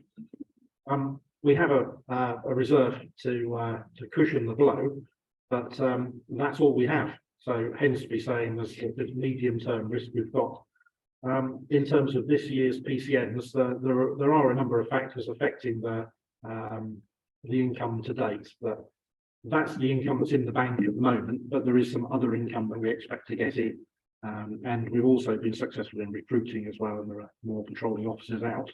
And I take Councillor Porter's views on whether we should be issuing more PCNs or not, but the way the government's CPE is worded is that it's there to patrol. If we patrol more, we'll find more contravention. At the moment, we haven't reached that balance where everybody is compliant, but then what is the balance that we should be aiming for of compliance? It's all a very difficult conundrum all round, and I flag this up early because I foresee some difficulties.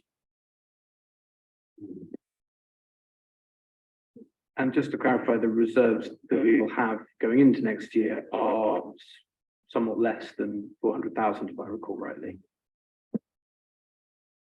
Yes, 336. Ian? Just a couple of questions, really. The first one is that, Richard, could you clarify why we're recording the TRO budget separately? Because it looks as if it's still a balancing thing. So it might as well just have been included in the main budget, because it seems to have the same effect. We've got to cover that cost. Is that right? And the other thing is we've all looked for the holy grail of having our fixed, more or less guaranteed income cover our expenditure, leaving the whole question of penalty charge tickets as an addition necessary for enforcement sort of purposes and for traffic control. Well, how far off are we from that? Could we shrink the service down to a level where it meets the more guaranteed costs that are coming in the season tickets and other charges? Or are we still continuing to sort of gamble on the level of PCNs coming in all the time? Because it seems unnecessarily stressful. I know most of the London boroughs that work comfortably within their budgets do it because their base budget was already there. They already have the income in from permits and other things before they start. And penalty charge tickets is almost an irrelevance to them. A pleasant irrelevance because it's usually surplus, but it is an irrelevance. Are we anywhere near being able to do that with this service, or is it just impossible? TROs, first of all, the budget has been separated out by the county council in the new agreement, so I'm showing it in accordance with the new agreement. they wanted it shown as a service and funded separately. You'll see from the original working papers, I'd shown that as being a service and the rest of the service being run. I was, I suppose, concerned at the level of intervention where the county council comes in, but I've had that clarified since to say they'll only take their piece of their dividend, if you like, their 45% after everything else has been paid for. So I was pleased to have that clarified. In terms of the other side of things, there's a significant income to the partnership all round, isn't there? I mean, we've pretty much £1 million worth of income from permits and visitor permit sales in particular. There's a significant income from pay at the curbside, what we once would have called pay and display parking. So there's £1.3 million there. We could downsize significantly over time. I think it would take us a while to do it if it was to be done affordably, because there'd be probably significant redundancies in doing that, or how else would we approach it? I don't know. We've done everything else that we possibly can do in not filling other vacant posts within the service in the meantime. So there are some more savings to come out of this in frozen vacancies. I suppose I may be being overly pessimistic. I don't know. We have been here before, haven't we? We were here in 2012, 2013 time. I can remember making a presentation there and saying, you know, the service appears too big for its income. And we had a couple of transitional years to get it right. And after we did that, it was all working smoothly again. So maybe some of my pessimism is due to the changes that we don't yet completely understand what that means from the agreement and how it might play out. And I think the South Partnership is having the same scrutiny of what the agreement means, I suppose. If we get our decisions right as a committee here, then we might set ourselves off on a different track, of course, mightn't we? And that's why I wanted to bring it to you early, before it has any hint or, you know, any issue of it being for the district councils to support. That's still a couple of years away if all of the other interventions weren't to happen. I'm painting a picture here, aren't I? Telling a story of how it might be.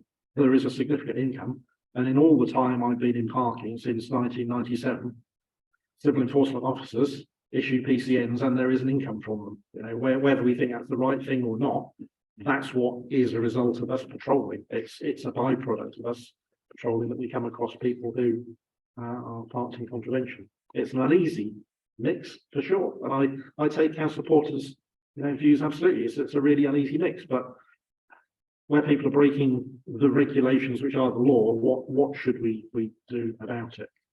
I don't know.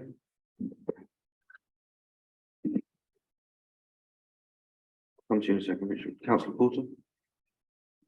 Thank you. Yeah, I mean, look, with PCNs, you know, if the enforcement, if we put out lines and it's outside shops where people often go shopping and then we just drive around giving them tickets, of course we're going to pick up more, but is that a good thing? It's probably the wrong place to put a line anyway.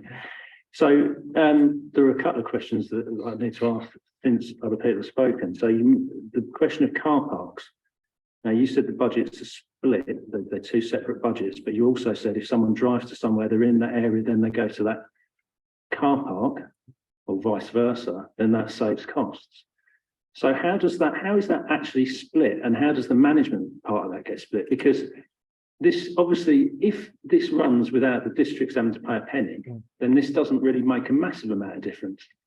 But as a district that doesn't have a service level agreement for off-street parking, if you're now sending, you know, and we're having to pay money into this, and you're sending officers to an area where there's car parks, but we run our own car parks and we have our own staff, that is a problem. We need to know exactly what the breakdown of those costs are, because you might well be saving money on it, but we can't be paying money into sending officers into other districts, because for us, it would obviously be cheaper for us to employ our own on-street parking people, because we've already got our own off-street parking people. So we're the same as you, in that it would actually not be a massive cost to us to have our officers going on street as well as off street, because they're already there anyway. They're already doing the job. So is there a proper actual breakdown? Right, I mean, I've seen the two accounts, but they are so vague. I mean, you couldn't pick anything out of them. There's no detail to them at all. a bit like the electric charging points issue that I've raised before, where the NEP has paid to put them in. I can't remember which car park it is, but I can't find a single cost relating to that anywhere in any of this stuff. You know, whereas when we put parking points in, you can go on it, you can look, you can find the decision, you can find every detail, the cost, financial pages, everything we do is totally transparent. Can't find a single item to do with it. So that's one question in relation to the off-street parking that was raised, because obviously it could be a problem for us if we had to start paying into it. And secondly, it's on the same subject actually. I was just looking at the transport costs, which is something I meant to raise earlier, but I forgot. You're predicting 28,000 in the 2023-24, previously actual 50. This year, actual to date, 51. So how is it suddenly going to go to 28? There's a lot of things in this report for the 23-24 that I think really looking at it, you can pretty much say that that's going to be impossible, like the PCNs and that, and possibly other costs. And can I just ask if you can clarify what is projects? Because 132 grand, 3PR and project management. Now, of course, I did ask you about the electric car charging, and there is something there with project management of Colchester City Council now. But again, where's that budget come? Because this is in this budget. So is that why there's an on-street parking committee, on-street parking budget. So what is this project management? Is that anything to do with Colchester Borough Council car parks? Because, you know, it seems to me there are some of these costs that really need to be slashed and don't make a lot of sense. And as I say, you know, if it all just runs and we don't have to pay anything into it, then, you know, it is a problem, but because it needs to be done properly. But it's not so much of a problem if we're now having to find the funds to pay into this, the parking partnership, because essentially we're going to pull apart every detail of the financials, and if it doesn't fit, you know, I can guarantee every other council is going to be exactly the same. There's no way we're all going to be pulling hundreds of thousands of pounds out of the bag, because obviously we've got lots of problems. Every council's got lots of problems where we're trying to find money ourselves. So yeah, you know, all of the details of this matter greatly at the moment. And yeah, so transport costs, why are they suddenly half this project thing, and an absolute accurate breakdown of what those costs are for officers and management to do with SLAs. Yeah, I can provide some more detail of how we get to that. It's probably best outside the meeting, because it's like a massive spreadsheet with all of the costs from all of the sides and service, and they are all run as separate. They might as well be separate businesses. The on-street doesn't impact on the off-street, and neither the other. For instance, Colchester, I've explained the EV thing about Colchester pays a sum to the net management, and it gets some services for that separately. The on-street is what it is. It's as big and small as it needs to be from its own income that it is there. And those two things are run completely separately, except that the people who do them are the same people and are costed out in different ways. But I can provide some more information outside the meeting. I think that's probably the easiest way, because the spreadsheet's enormous, and we probably need to get accountants talking to each other rather than officers. Okay, but well, that wasn't really an answer. But so, I mean, can you, at the very least, just tell me how you come to the conclusion that the transport costs will be pretty much half? Because I assume that's a fairly straightforward. That must be something that's sort of there. You know, you must know what it is, and exactly what these project management things are, as they're just clear statements on this, exactly, you know, what they are, because between those two, I mean, there's no way that transport costs are going to suddenly be half. There's anybody that does anything, whether they get a train or drive a car, or no, they're only going up. And what these management things are here, because right there you've got like 100 and, you know, maybe 150,000 or more, which again, as I say, if it's all running, then we don't have to put any money in, but I can see we're going to have to put money in, because these figures don't really add up. I mean, I think anyone looking at them can see that they don't really add up. On transport, during the pandemic, we provided a lot of extra additional vehicles to transport our civil enforcement officers individually. So we could remove some of those vehicles, and that's what we're going to have to do. There's no other way other than cutting some cost out of this. I can see that. I mean, the coming year is going to be a really awkward year, and not just in parking. I suspect it's the same in all council services.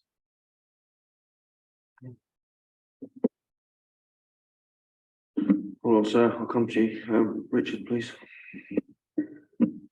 Very interesting discussion, not addressing the philosophical point of whether or not we should actually have penalty charge notices. I think the thing that still concerns me is that, and I haven't heard anything to the contrary, it's a win-win situation for the county. If we do well and make a profit, that's fine.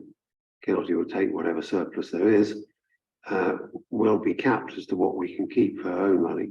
And as soon as we go into negativity, as soon as we become negative, we expect to put our hands in their pockets. We have been here once before, 2012, 2013. I do remember that. I mean, we can all run our own parking, but obviously it needs to be delegated to us because we don't have the right to supervise on-street parking. I think I'm correct in that. It has to be delegated. But it was more expensive when we did it. We ran a parking operation. I was part of that before the NEPP was invented. It cost us more. It arguably didn't work any less well, but it cost more. And so I think the NEPP is an efficient operation, but I think we're in a perilous or potentially perilous situation because of their new contract, a new understanding. I'm not sure we might need to revisit that at some stage. Thank you. Yes, sir. Thank you, Chairman. Just wanted to clarify with Richard that I don't think there is any ambiguity concerning projects because that papers have come to us, what projects, who put those projects forward, what the estimated values of those were, et cetera, which I believe were then signed off by this committee. So that line for projects within your statement is something that isn't new, isn't ambiguous, and has got papers behind it. Just wanted to make sure that I didn't get that wrong, but that's how I recall it to be. Another point perhaps from us on projects is if you're going to cut your cloth in the future, you might have to cut your cloth and perhaps put aside some of those projects. So that they might lay dormant or they may be taken offline altogether, not proceeded with. And therefore you'd make those savings. So it was just a comment to make on that, on the project side. Thank you. Thanks, Amir. Just to kind of highlight, I think a little bit around the project side of things. A lot of the project costs are kind of wrapped up in the extra work that Richard's kind of referred to in terms of what county would provide the NEP. So in terms of, really good example of that is setting up the kind of parkside camera scheme. That would be incredibly intensive and, resource heavy project. And that is obviously reflected in the level of cost that is presented in the account. In terms of projects that have kind of been and gone, we've obviously gone through a process of delivering those and reducing down those too. So by and large, the majority of the cost, I think, aside really from the kind of Oxford study that's kind of pretty close to completion, it's pretty much only project that's left off that original programme.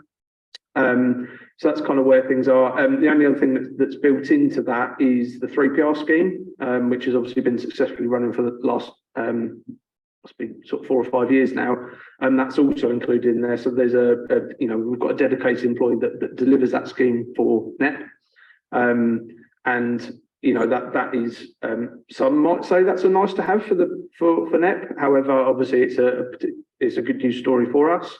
But is something that we could look at reviewing what level of resource we put into that. But again, that's another element that's included within that project management cost. So that's a dedicated full-time employee that delivers that service for us, and there's an equivalent in SEP too. I'll go to Ian, please. Yeah, just to clarify then, the projects which were part of the surplus. So when we had the surplus, some of the projects were taken out of that in order to protect the surplus. That's still the case, isn't it? This ones in these lines are something different, or are they the same? I think that's the point Sammy was trying to make. But is that correct, or are they a separate project cost? If if additional things were delivered, they would be a separate cost. So the things represented in here are the cost of delivering the project management service. Right, so it's Not- not the not- same as what's in the surplus. Correct. account. Yeah, correct. Thank you. Sam, please. Thank you, Chairman. Can I ask a brutally simplistic question? If we did no enforcement and had therefore no PCNs issued, would the two cancel themselves out? In other words, does the PCN revenue alone cover the cost to us of enforcement?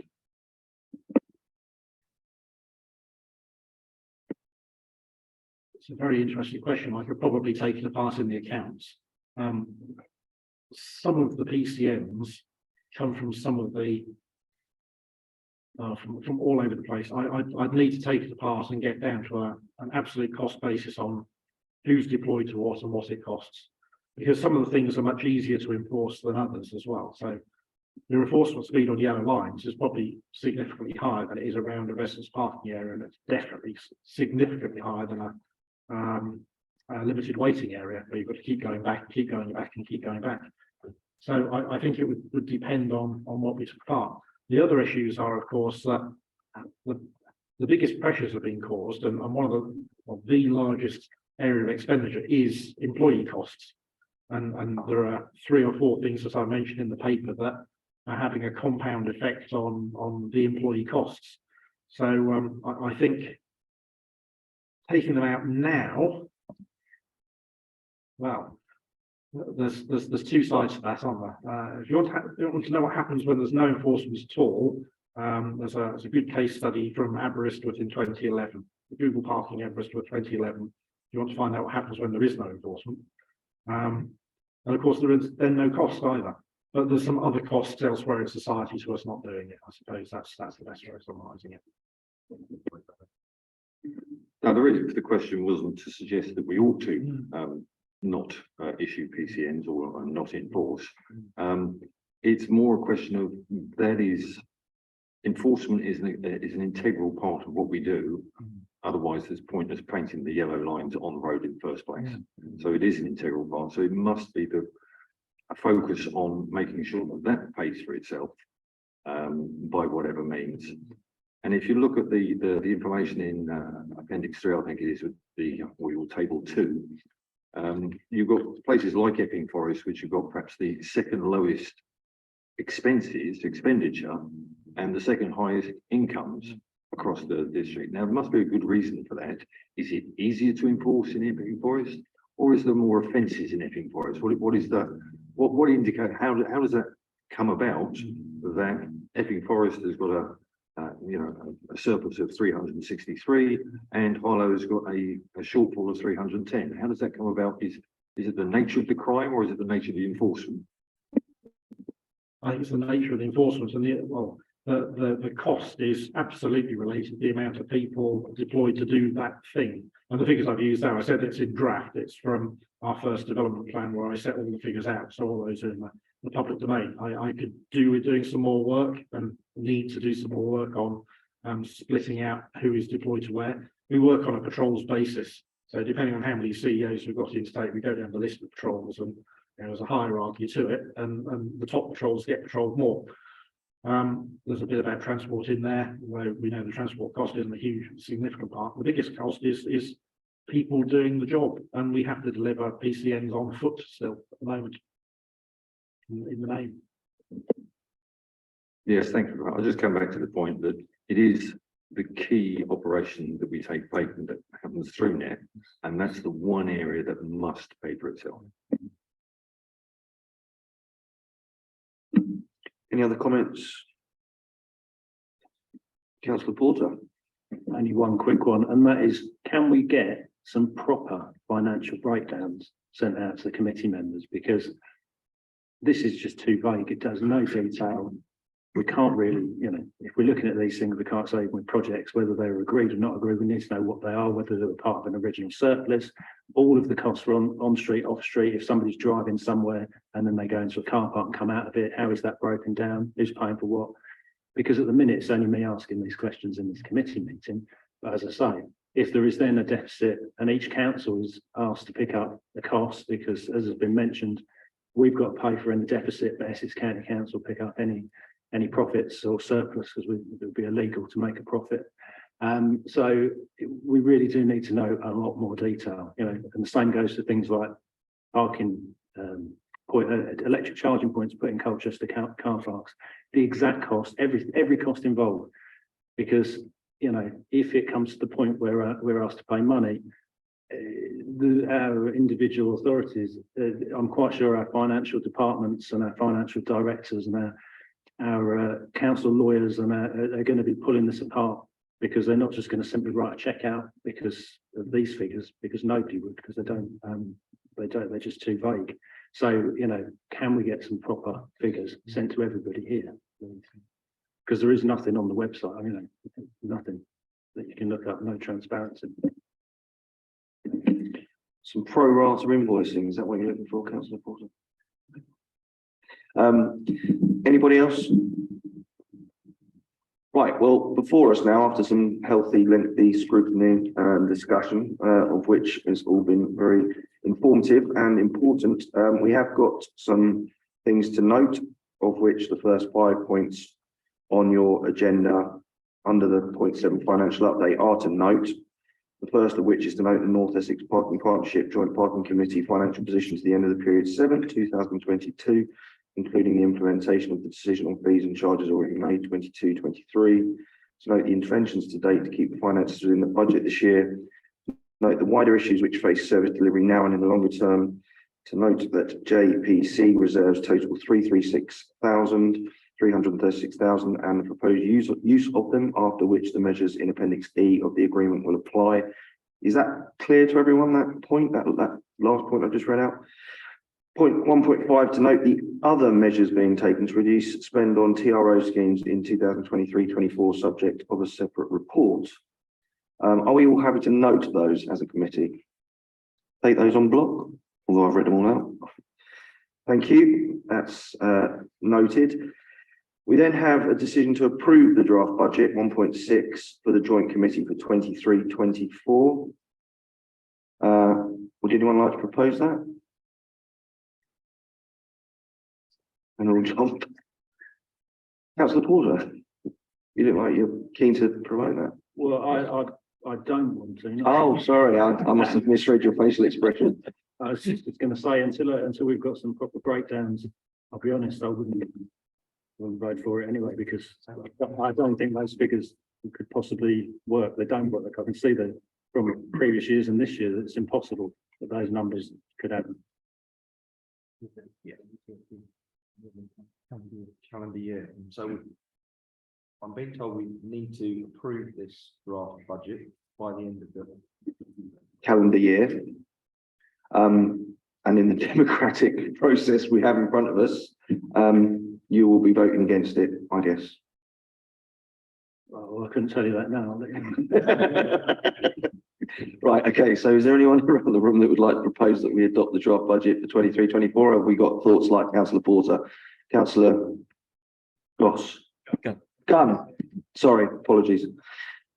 Councillor Gunn, I will propose the budget because I think it's important that we have a budget set. I think we've all heard and largely share concerns about whether the numbers in this are going to prove to be accurate. Of course, with budgets, you can never be 100% certain. So I'll propose it for the sake of trying to make progress. Thank you very much, Councillor Gunn. Would there be anyone that would like to second that proposal around the room? Richard, would you like to say anything?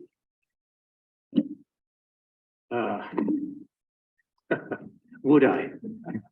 I will support the budget because, as Councillor Gunn says, we have to have one set.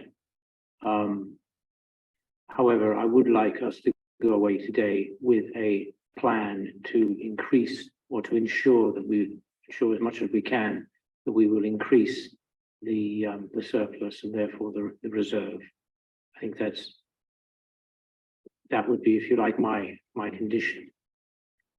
If that can be in some way worked into this panel. Yep, totally understand that. So we have a proposal and we have a seconder. So I think we'll take that to the vote. The motion being that we approve the budget for 23-24, but would like to see quite quickly some further detail within the financial statements that we've seen today. Sam? Very quick word, we approved the draft budget. Draft budget, yes, sorry, thank you. Councillor Porter, does that suit?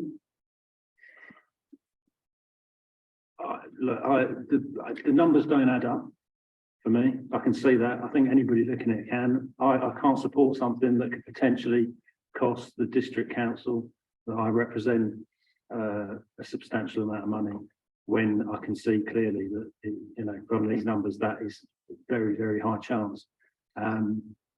So, you know, as has been mentioned, if there were plans to cut a lot of costs within this, but there aren't, because we're supporting this draft budget, not something else. There isn't another one on offer, so I can't support this one because it needs to be cut. So yeah. Okay, well, you put forward a good case, as has others. So we will move to the vote then to approve the draft budget for 23-24. So all those in favour, please. Against? Abstain. Okay, that's carried. Thank you very much. Number 1.7 on this list is to decide whether to make any further intervention changes in fees or charges of all the varying services that we offer.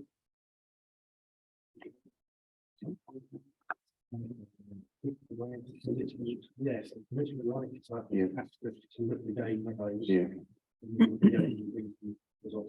Right, you're being asked as a committee to tell us whether or not you'd like this to be looked at, reviewed, any further changes brought forward. Otherwise we go with what we have. Yes. Otherwise we go with what we have. Ian? Yeah, sorry, I'm just getting confused. Could you clarify what it is 1.7 is asking? Is it's to make any further interventions and changes? So we've already agreed some changes to fees and charges. Where are they? Are they listed in here, the changes?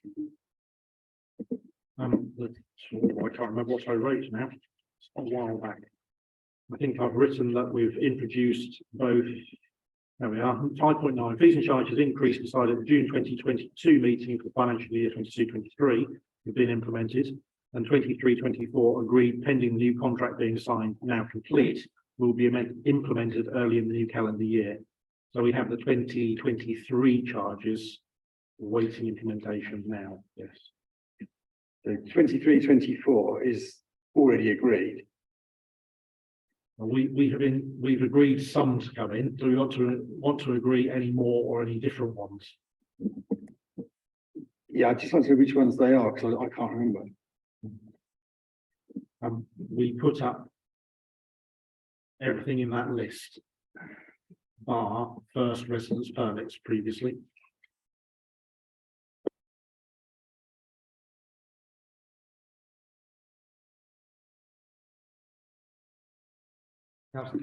If it helps, I think they're on appendix 2, last column is 22, is showing the increased second resident, etc. And there's also an additional column, inflationary increase for 22-23. Is that the additional measures that is being discussed now? Yes, the note, you're correct, that's where I should have been looking. Where we will be in April 2023 is the last column marked 2022 agreed there, 2022 column. I've shown the impact of inflation on that last column.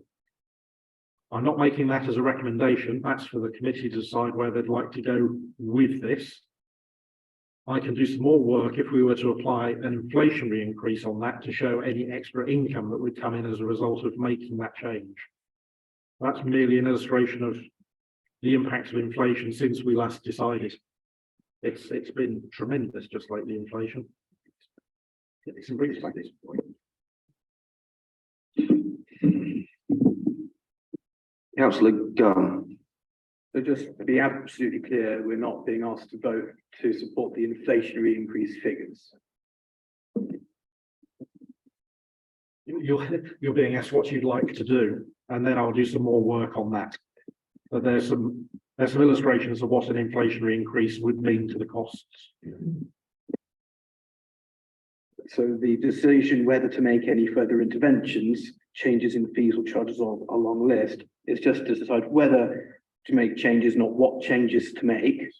And presumably one of the changes we could make is to keep them flat.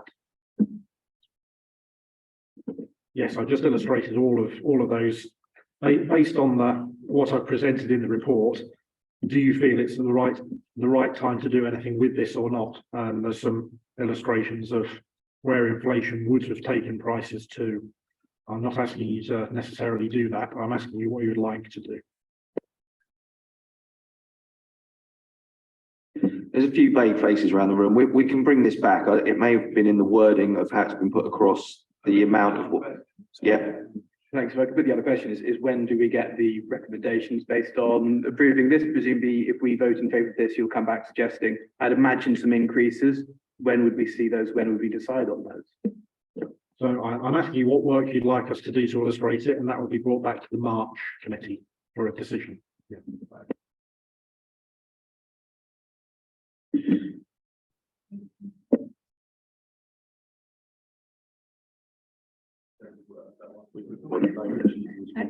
Thanks. Just a quick mention, the traders permit is still in there because we were waiting for the proposal to come back. And obviously we weren't very happy about the impact of the traders proposal in Uttlesford. So just if we're going to look at those things, can we just make sure that the new proposal comes back as well? Thank you. Just add to that, Chair.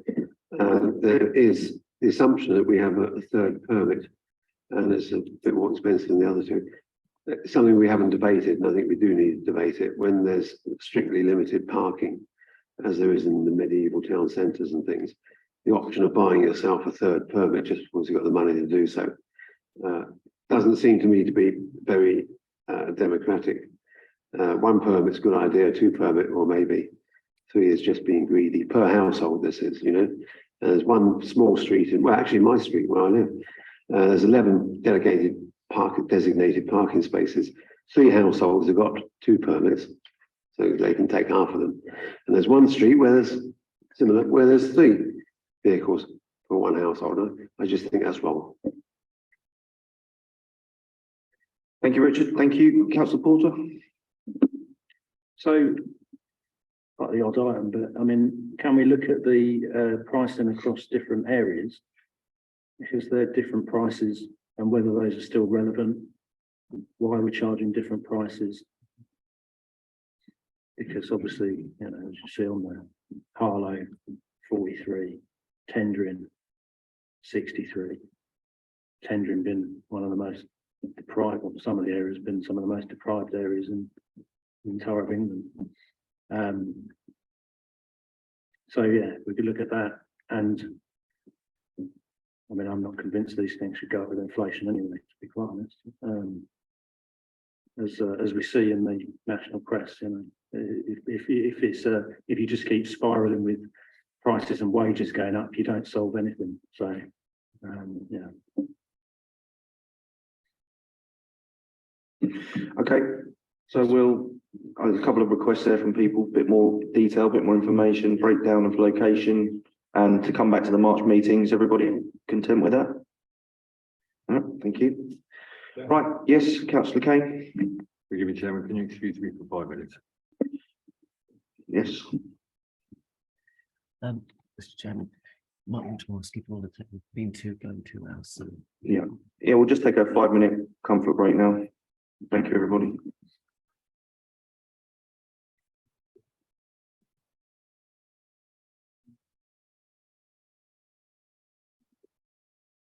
I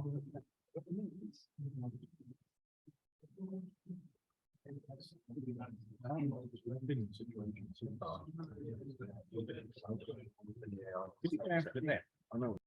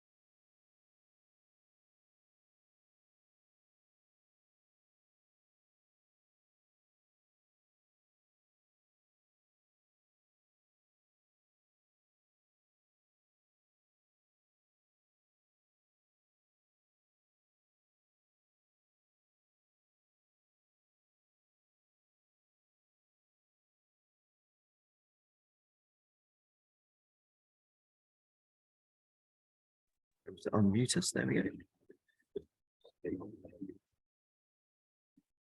Right, we're all here except Councillor Kane. It's just slightly over time.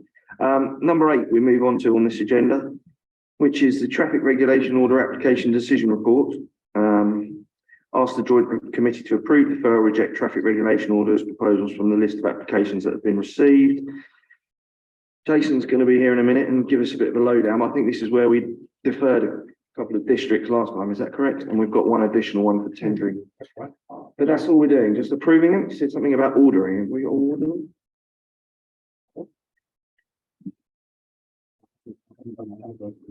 It's all right.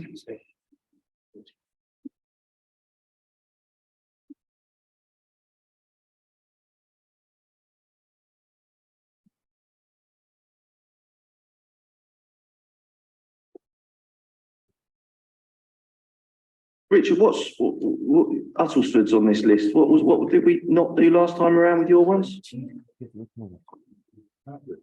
We didn't look at the Uttlesford one Right. because we were having the on the Knott Street review. Okay, yeah, sorry, excuse So my our ignorance. list is in there now. Yeah. And there's 3 to be basically approved. What? Are you happy for them to be approved? Yeah.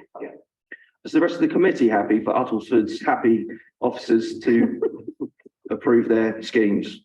Could I have a show of hands for that, please? All those in favour? Hooray. So Uttlesford's approved. Jason, I'm doing your job for you. So Thank you very you're much. allowed to sneak off. So Uttlesford's have got the nod. Who's next? Braintree. Richard, Samir, what have you got to say to us? Please accept them. No, we've got 2 to approve, 1 to reject outright, and another one in Finchingfield, disabled parking bays, which needs to be referred through East Essex County Council. 2 approved and 1 reject, you're right first time. Yeah. To approve. So the Stone Close Braintree is a residential cul-de-sac fairly near the railway station. So we'd like to approve that one. The Causeway, Finchingfield, displacement issue as it's stated there. I'd like that approved, and well, the others rejected. The Street Kings Lane, sorry, to reject that. Yes. Right, thank you. Are we all happy with Braintree's recommendations there? A show of hands, please. Yep, thank you. And there was one at tendering in.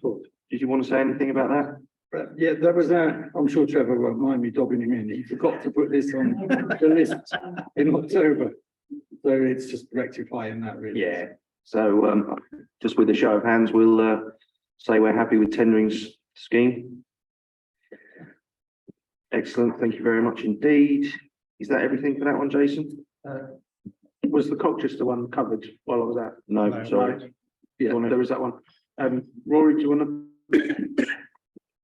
Yeah, so apologies, Councillor Goss can't make it today, but the conversation at Colchester was to sustain the rejection of that scheme. Just with a show of hands, are we happy with that recommendation? Lovely, thank you very much. And I think that covers everything on item 8. I know we've got some of our friends and colleagues here who need to be away by 4, so we are going to try and get through to the end of the agenda by at least 4. Number 9 is the traffic regulation order TRO policy report. And this updates members of the details of a consultation about obstructing footway parking, which has been discussed previously, with a number of recommendations to follow. Jason, please. Thank you very much, Chair. So yes, this is kind of the first round of policy updates that the committee will be asked to consider. The reason this one is kind of falling first initially is because it's probably the biggest policy that we have, and obviously constitutes quite a large part of what the partnership actually deliver. So just to kind of summarise a little bit of what work has been undertaken since the previous meeting, and actually prior to that October meeting. In essence, we had a full review of the existing TRO policy, looking at kind of wording within that particular policy, which has been, been in place pretty much since the beginning of the partnership formulation.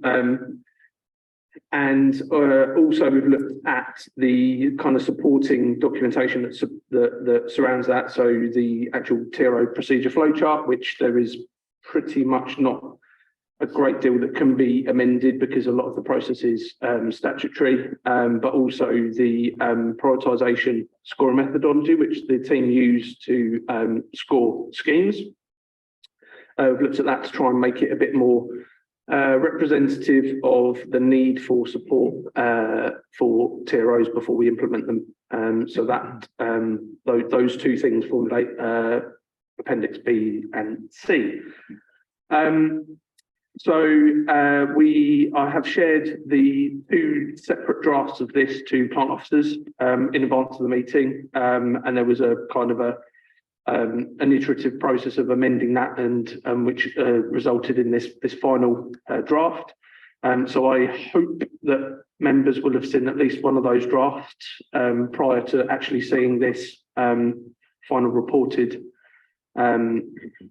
proposal. So I suppose the first port call really is just to ask for any kind of feedback on that policy. If there's any kind of key elements that they feel might need to be changed or amended within that, before we kind of move on to the kind of second part of this really, which is how we actually divvy up the TRO schemes that we prioritise. And there's a few options that I've identified within the actual report for members to consider. So I open it up to the floor to comment. Thank you. Thank you, Jason. Any comments, please? Ian? Yeah, Jason, are we on the TRO prioritisation yet? What I'm not sure is, are we proposing to reduce it from 6 to 3, or from 3 of one kind and 3 of another kind now?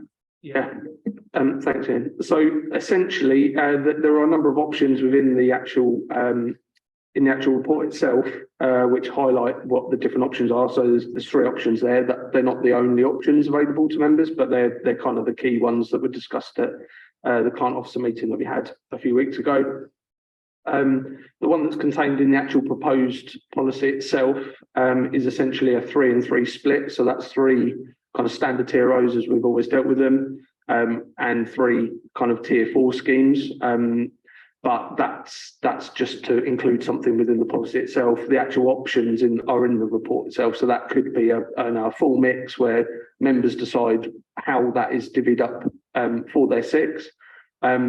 Or if that 6 is even applicable at all. Again, it's purely up for members to decide how many TROs they feel, the committee can support. 6 is fair, and that's kind of the line that we've taken for the last few years. But again, the options in the report itself are the ones that we're kind of proposing for members to consider.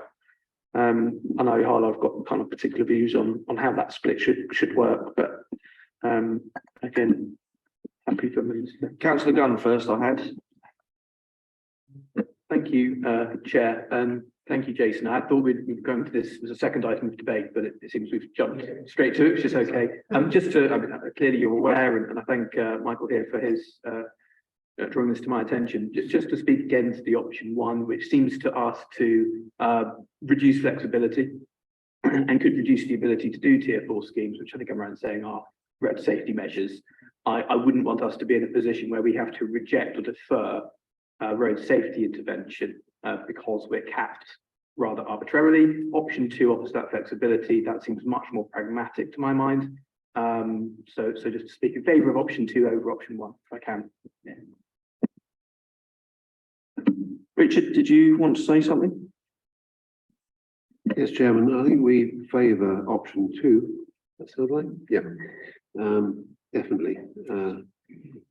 I have difficulty with the limiting of numbers because it costs money for TROs. That's a problem. And if the 6 per district adds up to, what is it, 30 or something silly overly, which so I see the reasons. It's just that a lot of things require traffic regulation orders, and they have to stand in a queue. If you've got reached your quota of 6 and 3 of them aren't junction protection, for example, difficult to get things done. So, but certainly option 2 seems to be the one that works for us. Thank you. Any other comments? Yes, Richard, please. I think our view as well is option 2. That gives us the most flexibility. I can't see any advantage in option 1 or option 3 for an authority. Councillor Porter, please. Just to take the point with the item itself, really, when we're looking at any of these things, where are the equality impact assessments on these items and the decisions we're going to make, and other information relating to the decision, whether it's subject to calling or whatever? I don't know if this would be or wouldn't be, but it just, I've mentioned this before with these items when they come in, they seem to be lacking the normal process that we certainly undertake, where we have to do all of this for every single item we put into a meeting. And I'd like to see it, because, you know, these things do affect people. And as we've seen today, when members of the public actually challenge these things, they will often challenge them on things like the Equality Act, or, as the gentleman there was picking out, his right to use his personal items, which is a human right, without interference from the state. So where are those within this? Because when I questioned this with the mass policy acceptance in the last meeting, where there was a link to an equality impact assessment which didn't work, and it couldn't possibly have covered all of the policies that were there, and some of the delegations, and the other things that were in there about blue badge enforcement stuff. So where are they? And that's obviously slightly different to questioning the actual items, but where's that information? Because I've just checked as well. It's not, I thought maybe it was to a link somewhere, but I've just double checked, and the link just takes you to the website with the actual policies on it. It doesn't give you any of that information. Thank you, Councillor Porter. Sorry, just to clarify, do you mean in relation to the actual policy itself or to the actual report itself? To the report. So ordinarily, when we put a report in, every decision that, you know, we would make, if we put a report in, we need to put in there whether it requires any kind of equality impact assessment or not, whether it's subject to calling or not, all of the details to do with the decision itself. So what I'm questioning here is simply this decision. With these reports lack any of that information. And as we saw with that, you know, the item that we spent quite a long time on at the beginning, actually, it would be quite nice to know all that information to begin with, because if we'd have known all that to begin with, maybe something should or shouldn't, but whatever. It should all be basically in the document itself, because I did question it with the monitoring officer from Colchester Borough Council with the previous item, and he did say it was just through a link, but that's not, it's quite an unusual way of doing these things. So yeah, with the item itself, with the decision, have any of those things been done for the decision itself that we're about to make? I know it's a very basic decision, but have they been done? We tend to rely on the overarching EQIA for all decisions in there, which is the page move, which is why the link didn't work on the City Council's website. But we can have a separate EQIA for each one. Well, I mean, just, you know, as I understand it, any decision we make, we should be, well, it's not an absolute legal requirement, but we should be considering it every single time. It's the part of the public sector equality duty that we do that. So, and then of course, if somebody wants to question the decision we make, we've had all the information, and then we can put that to them. But obviously, if that information is not there to begin with, it's always slightly difficult. And so I know it's not necessarily an item where that's a particular issue as such, but it does lack the information in the, you know, the actual the report for the decision itself. In our reports, we have a section 7.1, which is taken the Colchester Standard Report, the standard references, and in there it says no other equality, diversity or human rights, community safety, health safety or risk management implication. So we could have a look at that again. If that triggers yes, then there will be an EQIA with it. So we just need to pay a bit more attention perhaps to whether we do that standard reference or go to the full statement each time, I think. Yes, that's a good point. Yeah, that's fine. I mean, when we're making decisions, and we are making decisions, I like to just know that everything's there essentially. Jason, please. Thank you. Just to reassure you, Councillor Porter, I was going to refer to that particular point there, but I think, you know, in relation to reports that, you know, personally I would write, if there was an equality impact, then that would be set as a separate item as part of the report. So just, you know, just to reassure you of that. Right, back to the matter at hand. We have to agree the new TRO procedure flow charts, agree the new prioritisation scoring methodology, which I think is probably going to be welcome to some of us, including myself. And then 1.3 to agree a reduction in the total overall number of TRO schemes. I think people are indicating that option 2 is more proposed tendering. Have you got a view on that? We're going to go option 2 as well. Right, brilliant. That's it. Well, time on line. It's good. To agree the new general net traffic regulation or the TRO policy detail in Appendix A. Right, is there any further conversations to be had around any of these points of agreement? Yes, Ian, please. Yeah, just a quickie. Obviously, the aim presumably is to try and meet the budget for the TRO service. The options around payment for TRO work has always been a little bit on the vague side. Is there any chance that we can tighten that up so that will produce an income stream for the service, presumably, but it's not very clear and it's not very certain. So sometimes you could offer to pay, but then they haven't got resources to deliver it. So if we could have just a bit more detail on whether that's possible more often, and therefore that may guarantee stronger income source, because I think sometimes people will pay for services if they can. Thanks, Ian. Just one thing that probably members would have noted from the kind of past 2 reports for the actual prioritisation reports are that we've actually started to include what we anticipate the cost of the TRO to be, and part of that is understanding exactly how much we're spending on delivering those schemes. So I've asked the team, Trevor and Shane and Paul, to start doing that upfront. One other part that we are now starting to do is to substantiate the self-funding of permit schemes, because I think there's been an assumption before that just putting a permit scheme will warrant an income, but we've never really looked at that in any granular detail to substantiate if that's true or not. So that's something that the team are now starting to do, to include the cost of enforcing as well. So in future prioritisation reports that will come to committee, that will be much clearer. And I think we would welcome, you know, funding from partners if there is a particular TRO that warrants that. But I don't think we get to a position where we're kind of cap in hand, I guess, for the majority of the schemes that we're delivering. But certainly if there was a particularly expensive scheme, then I think that's a discussion that I would ask the team to have. But we want this to be much more of a engaging process, I think, really. And one of the additions to the actual procedure is that kind of extra engagement before we advertise a scheme now. So whereas before we would kind of come into committee, getting things prioritised and agreed, the team would traditionally go away, design the scheme and just advertise it. Whereas now what we're proposing to do is to offer out those designs to members and client officers to kind of ensure that what we are proposing at the end is actually what is required locally, and also to ensure that we've got that relevant support before we even get to that position. So I hope that the procedure will be a bit more rigorous, will reduce the risk of the Purley Way kind of issues that we've had, and hopefully end up with schemes that warrant being put in and are, you know, do provide an income to us in terms of the permits schemes when we're putting those in. Yes, please, Richard. Thank you, Chairman. Just talking about the I'll get there. Prioritization. Goodness me. Scoring methodology. How about that?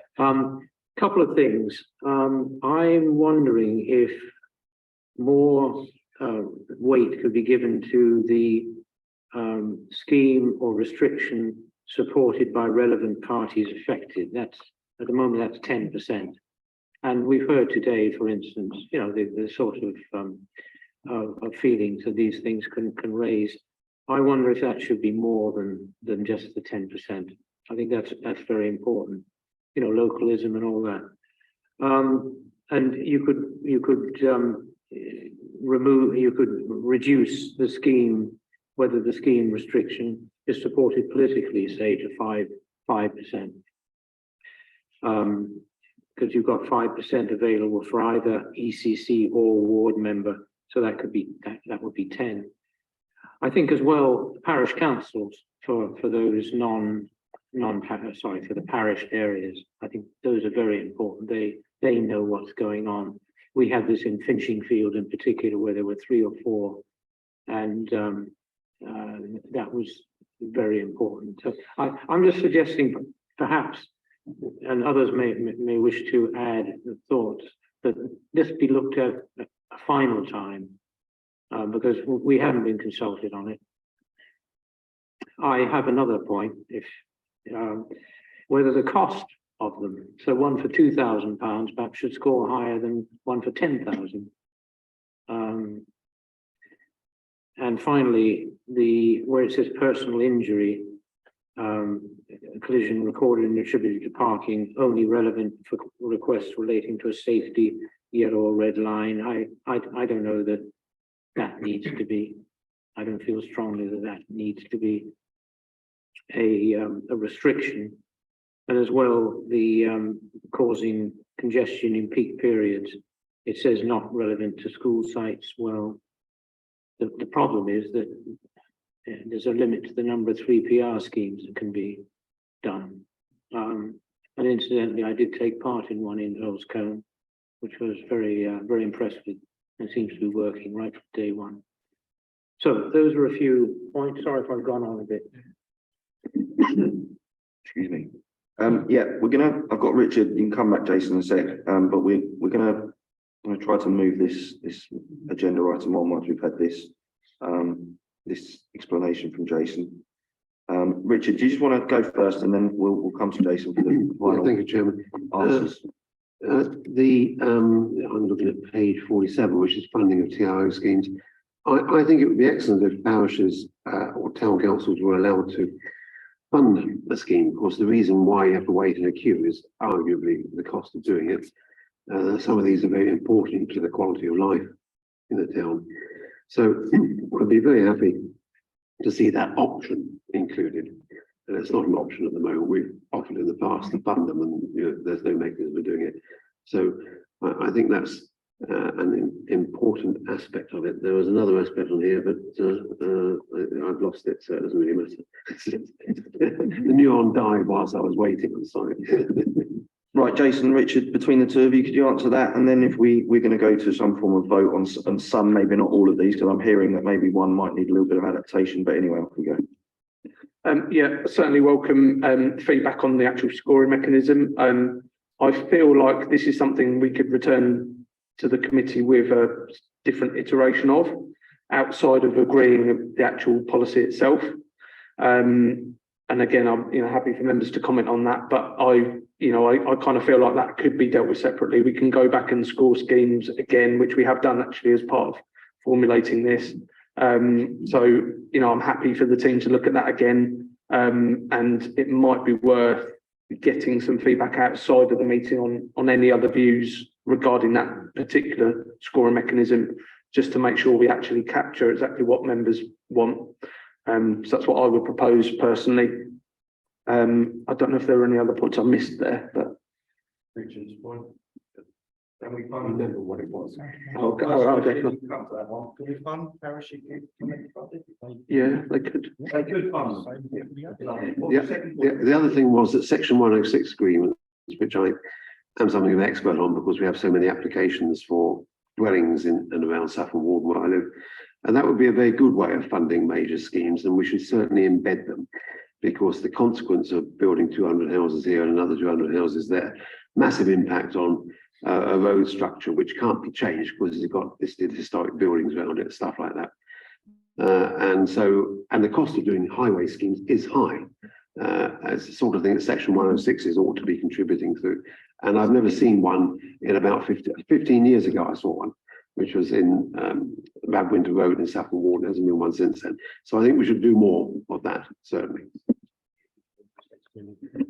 So just to highlight that the section 106 funding tends to be separate from the stuff that we deliver. That being said, there are some authorities, tendering is a really good example of that, where as part of the planning process, there is that section 106 funding that is kind of kept aside on the basis that if any changes were required as a result of that development within 5 years, that funding is available for NEP to access to be able to address those issues. So we would highly encourage the planning areas of each authority to kind of look at including that as part of the planning process, because it gives us a mechanism to deal with the issue that's then funded.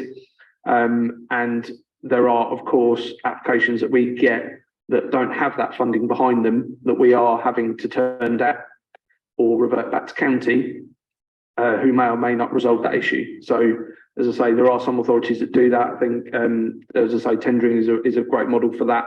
And I think there were three developments that were approved only last week that had that funding allocated to it. So that's something that we would love to tap into.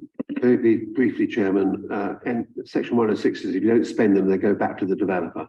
Yep. And they have a time limit, hence mentioned 5 years, normally it's about 10 years. If you haven't spent the money, it goes back to the developer, so you have to get a move on. Right, thank you, and thank you for all of the levels of discussion around this. So can we move to the recommendations then? 1.1 to agree the new TRO procedure flow chart. Are we all in favour? Show of hands. Against? Abstentions? No, carried.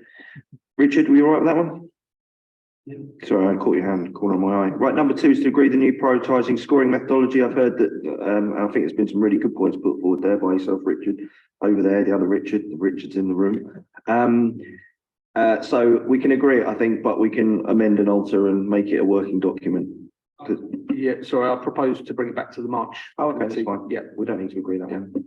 I'd love to, yeah, I think that's a really important document. So I think we should all have as much input on that as possible to agree the reduction in the total overall number of TROs. We've had a fairly lengthy discussion on that in relation to option 2. So with a show of hands, can I propose that we agree to that recommendation? Option 2. Yes, everybody, that looks like everybody, thank you. And to agree the new general net traffic regulations order, everybody's favourite piece of reading of an evening, detailed in Appendix A. Any questions? Probably we could talk all day on that. Ian. Just for you, Ian, nobody else. Sorry, just one quick question on the whole TRO thing. It's just that it's a bit arbitrary, you know, sort of 36 a year, that's it, you know. And life doesn't work that way. Is there a mechanism for us being able to come back to the meeting and discuss this? So there's more flexibility in the system. I'm thinking particularly of Epping Forest. That's a district that traditionally needs, you know, many changes. We've got lots of outdated TROs now, and we don't come forward and ask them to get got rid of, because it means we don't have enough new schemes coming on which people pester you for. So I'd like us to have some strategy for this going forward, so that we can clear up old and outdated schemes without affecting the new ones and so on and so forth. Thank you. Is that a possibility? Yeah, I mean, absolutely. I suppose the thing around the actual number of schemes is a new addition to the policy this year. It doesn't have to be part of it. It was just a way to try and manage the process a bit better. Well, I suppose what we could do is when we come to the October meetings, when they would be prioritised, with all the information around cost and the score and things like that, it could be something for the members to make more of a decision on do we actually do this, rather than it being, you know, tendering, culture, whatever, you know, deciding on which schemes they want to deliver. So that is an option. Absolutely. It's quite a difficult one, I think, to manage if we just leave it open, I guess. But, you know, I'd welcome ideas on how we might tackle it that would be palatable to members. But absolutely, if you didn't want 4 and there was a need for 6 or whatever, or 7 or 8 in Epping, then, you know, if you wanted to offer those up, then, you know, we could entertain that. Yeah, I think we need to be flexible. If we had an extraordinary situation occur and we all needed to, or felt that some safety measures were drastically needed overnight, then that's what we're here to do. And, you know, I'd be happy to propose something if a member came to me with enough confidence that there was something that needed doing. So I think, does that answer your question? No. Yeah, almost, yeah, it's a good enough, yeah. Oh, okay. 7. Right, I think we're on 1.4 to agree the new general net traffic regulation order policy, the big document within your agenda pack. A show of hands on that one, if we're in favour of acceptance. Yes, that's carried around the room. Thank you very much indeed, and thank you very much indeed for your input on that agenda item. We come to item number 10, which is obstructive parking. The very patient Councillor Jones. Is it Councillor Jones at the back? It is, Chair. But we'll go to Richard first because he's sitting to my right and it does say his name on the agenda. Richard, did you want to say something or did you want to go to? It's got a Dr. Jones. It's Councillor Jones. Richard Walker on the agenda. Oh, sorry, it was Richard.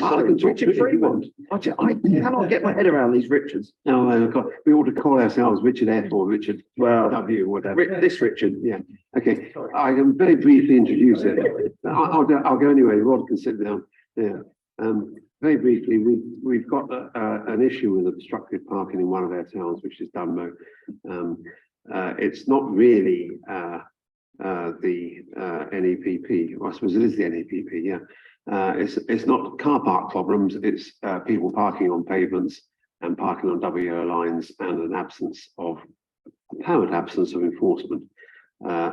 It's getting to the point where it's beginning to bring the council into disrepute that we don't seem to be able to influence it at all. So I would suggest a bit of a heave-ho on enforcement in Dunmow when you've got the people after Christmas, obviously. But people parking on pavements, it's a medieval town again, just isn't room. I'm not trying to stop deliveries, bona fide deliveries, you're stuck with them, you know.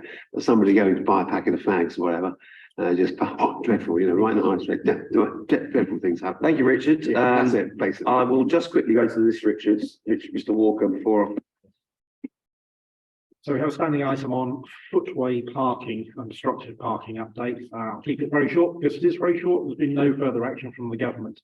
So this item, if you remember, was about taking over the obstruction or obstructive parking offence, criminal at the moment, from the police. So it's very low down their list of priorities. It has to be almost non-existent, and passing that to local authorities. There was consultation and there's still been no output. Councillor Jones. Thank you, Chair. And also I'd like to say thank you for letting me speak at the actual agenda item rather than the public side. I'm a district councillor for the Dunmow South and Barnston ward. And so the two streets in Dunmow, which are greatly affected by people that need to park at the side of the road, at about, well, throughout the day, but also when they want to get the Chinese or the takeaway or whatever they want to pick up from the town centre. There's only really two streets. There's Marketplace and also the High Street, and both are reasonably quite narrow. They go a bit wider in certain places, but when you get too many people trying to park to nip in very quickly or do a bit of shopping in the town centre, it causes a lot of obstruction. Motorists are getting frustrated. I've nearly been hit by somebody trying to get around a car when I've been going driving through in my own van. And the attention was brought to me really by a local resident who sent quite a lot of pictures, myself, Councillor Freeman, proving that this is an issue. Now, I've listened to the whole meeting, and obviously there's obviously the debate about when does a parking charge, oh, sorry, it's not a parking charge, no, it's a penalty charge notice, isn't it? And when a penalty charge notice is enough to deter the behaviour. And I don't think you can ever get to a limit where it would deter everybody. And I will shout out to the NPP. I have seen more patrols in Dunmow, whether that be by the camera car or by foot patrols. And I've actually seen tickets being issued, which is always a fun thing. And it's not because I've been lying in wait for NEPP officers to actually be seen to enforce the restrictions. It's just been practice, it's just been by random when I've actually driven through the town centre. So I'd like to give you a big shout out as well. And also, I'd like to apologise for some residents within Dunmow for actually having to go as a parking enforcement officer outside one of our primary schools, which is notorious for when they kick the kids out, with parents parking everywhere in people's drives across WLOs. If they could do, I think they'll try and park in the school gates as well, but the headmistress is quite fierce and she does actually try and combat it. So I'd like to apologise to the officer that got possibly verbally abused doing his actual job. I don't know what the solution is, because I don't think anywhere a marketplace and the high street, which hasn't got a little parking bay, where I think you get 30 minutes and then you can't return within 2 hours. There's only a few of those, about 7 all told in that area. The rest is either double yellow lines or can't park because it's a level crossing, or a pedestrianised crossing, control crossing. The only solution I could have thought of, and I don't know if this with the NEP to do it, is to double red straight down in places where we know this activity occurs. And it does mean, I do believe, that the camera guard may be able to issue a ticket straight away without having to go through the rigmarole of trying to prove a person was not loading, unloading, and they didn't have a reasonable excuse to park at double yellows at the time. So thank you, members of the committee. Thank you, Chair, for listening to me. And whatever you can do will be greatly appreciated. But I do know, and I've learned this being a councillor now for the last 3 years, we are restricting what we can and can't do. And unfortunately, we do have to follow the letter of the law and guidance and policy. Thank you. Thank you, Councillor Jones. I am just going to get Richard just to give you a response on that. So we have a map online of the restrictions. So in Dunmow, there's only a very tiny amount which is subject to the additional no loading restriction as well. So our officers have to wait and reject that there could be loading going on. But you can park on a yellow line if you're loading, if there isn't a loading restriction. So it may be that we do, as you say, have to look at increasing the level of restriction that's there. Thank you. Very briefly, I'd support that. Of course, the 10-minute rule, which is a very good one for loading, I think is simply abused. I have no intention of throwing a bona fide goods vehicle off a spot. But if it's just somebody that's having a laugh, I think that needs to be dealt with. And the other thing we do need, I think, is for there to be a presence of officers. It's not a question of somebody there for half hour a day or however long it is. It needs to be a bit more of a visible presence, because the town has got itself a reputation of being very soft on that sort of parking. Amongst the locals, they know where to go, and that needs to be broken somehow. I think my colleague. Well, I would just like to say that one of the businesses in Marketplace is always complaining to me about how many penalty charge notices he gets for parking outside his shop. Right. And one of the other shops in Marketplace just complains all the time that his customers can't park outside his shop. So yeah, we've got a very mixed picture in Dunmow, Marketplace and High Street. And I know I've seen all the photographs that the resident has sent in, and we have no evidence as to whether or not those people ended up with a penalty charge notice or whether they were actually there for longer than 10 minutes. And I think with my economic development hats on, I would be quite concerned about like some of the little shops, you know, the packet of fags shops. They're dependent almost on people running and they're getting a packet of cigarettes on the way to work in the morning, which is when it gets really busy down there. So it's a really difficult one to deal with. One of the problems we've got is that Essex County Council won't consider actually doing some work on that road because of the complaints they get from the people on the diversion route. So we're really in a very tricky position in Dunmow High Street. I'm pleased to say that you'll be able to thrash that one out between you, come up with a joint decision, one of your four. Right, thank you for that. Oh, Councillor Porter, sorry. It's just interesting listening to it, because you find what has just been mentioned there all over the country, and certainly near me you find it all the time. But the problem with obviously trying to stop everybody parking there would be that you basically put all the businesses out of business. And it's very difficult to, you know, as we've discussed before and as we discussed earlier, to say whether this committee really has the jurisdiction to make the decision to put lots of businesses out of business simply so a road has no cars parked on it. And I think it is a very dodgy precedent that we set if we start doing that, because, as I say, there are plenty of places in Clacton which would simply be out of business if you did that, and probably Thorpe as well. You know, if you look at Thorpe with the very similar thing, you know, people complain that there are cars parked there all the time, but the reality is, put the restrictions there, all the businesses go, and yeah, you've got a completely clear road, but what have you really achieved? Nothing.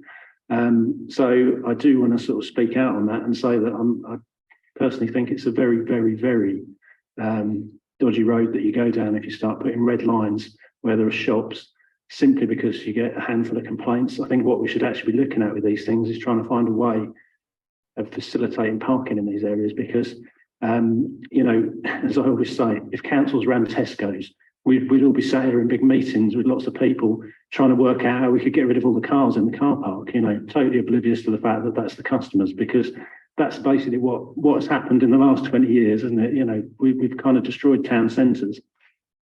And then everybody's gone to out of town stuff. Colchester is a good example of that, which is why I often think the PCN rate will go down because things move out of the town centres like Marks and Spencer's in Colchester, and people wanting to go in just don't bother. There's nothing to go there anymore because, you know, I'll quite happily drive to Stanway to go to Marks and Spencer's where I couldn't be bothered to park and walk halfway across Colchester to go into the previous M&S. But I did years ago used to pop there when you could pop in and park and you didn't really get bothered by anybody at the time. But yeah, I think, you know, we really do have to think very hard about what the purpose of local authorities and committees like this are. You know, are we there just to make sure that nobody parks anywhere and we just force everything to out of town places and kill town centres, or just little areas like Crouch Street in Colchester, which is about to be destroyed, which is quite a nice little bit where you can still pull in and park. But we really do need to consider what our purpose is, and it should be that we balance these things, you know, very well and try and get better parking, because a lot of these roads you could fit more cars in. You have pointless restrictions like loading bays where you can't pull into, which make no sense during the middle of the day when customers want to go to shops, that could be removed during the day and put there at night. But yeah, lots of different ways we could do these things. Thank you, Councillor. Thank you, Chair. To answer your question, there's actually probably 3 car parks that UDC control within a 30-second walk, maybe even a 15-second walk, if you really quickly, from the town centre. Dunmow town centre is, if you think of an old market town, it basically is extremely small, very compact, and Dunmow itself has grown around it, what you see today. And there's a lot more building and a lot more houses being built in the Dunmow area. Considering this is probably just happened over the last 20 or 30 years, it's something that's happened reasonably recently. So the town centre can't actually cope, not sometimes with the passing traffic, but obviously, yes, I agree, people should be, if they want to stop, they should do it, and I support local trade. You know, where would it be as a local council? They didn't support local trade, you know, businesses. But I think the deterrent it needs to be those people who could literally just pop into the car park after 5 o'clock. Parking is free, so it's not a question of, you know, they're going to pay to pick up their takeaway or pay to go into the shops. So after 5 o'clock, it would be free anyway, and it's not a long walk to any of these places. It literally is the smallest market town in the world. My village, where I came from in Derbyshire, the village centre is bigger than Dunmow, literally bigger than Dunmow. Thank you very much. Have a nice day. Thank you. Right. I think we can afford to move on to item number 11. Owen. You'll be happy to see that all I'm going to say is I'll take the report as read, and I'm happy to take any questions. Any questions? Are we happy with a show of hands to note the forward plan and the proposed dates of the meetings? Yes. Thank you very much. And I think that brought us to a conclusion, just about short of 3. Is it 3 hours? Yeah. I think it was good. It's productive. I think we're scrutinising well, and I think we're asking for more information, which can only be a good thing. So I wish you all a safe journey home and a splendid seasonal time with your families, friends, and whoever else you might care to be in the pub with.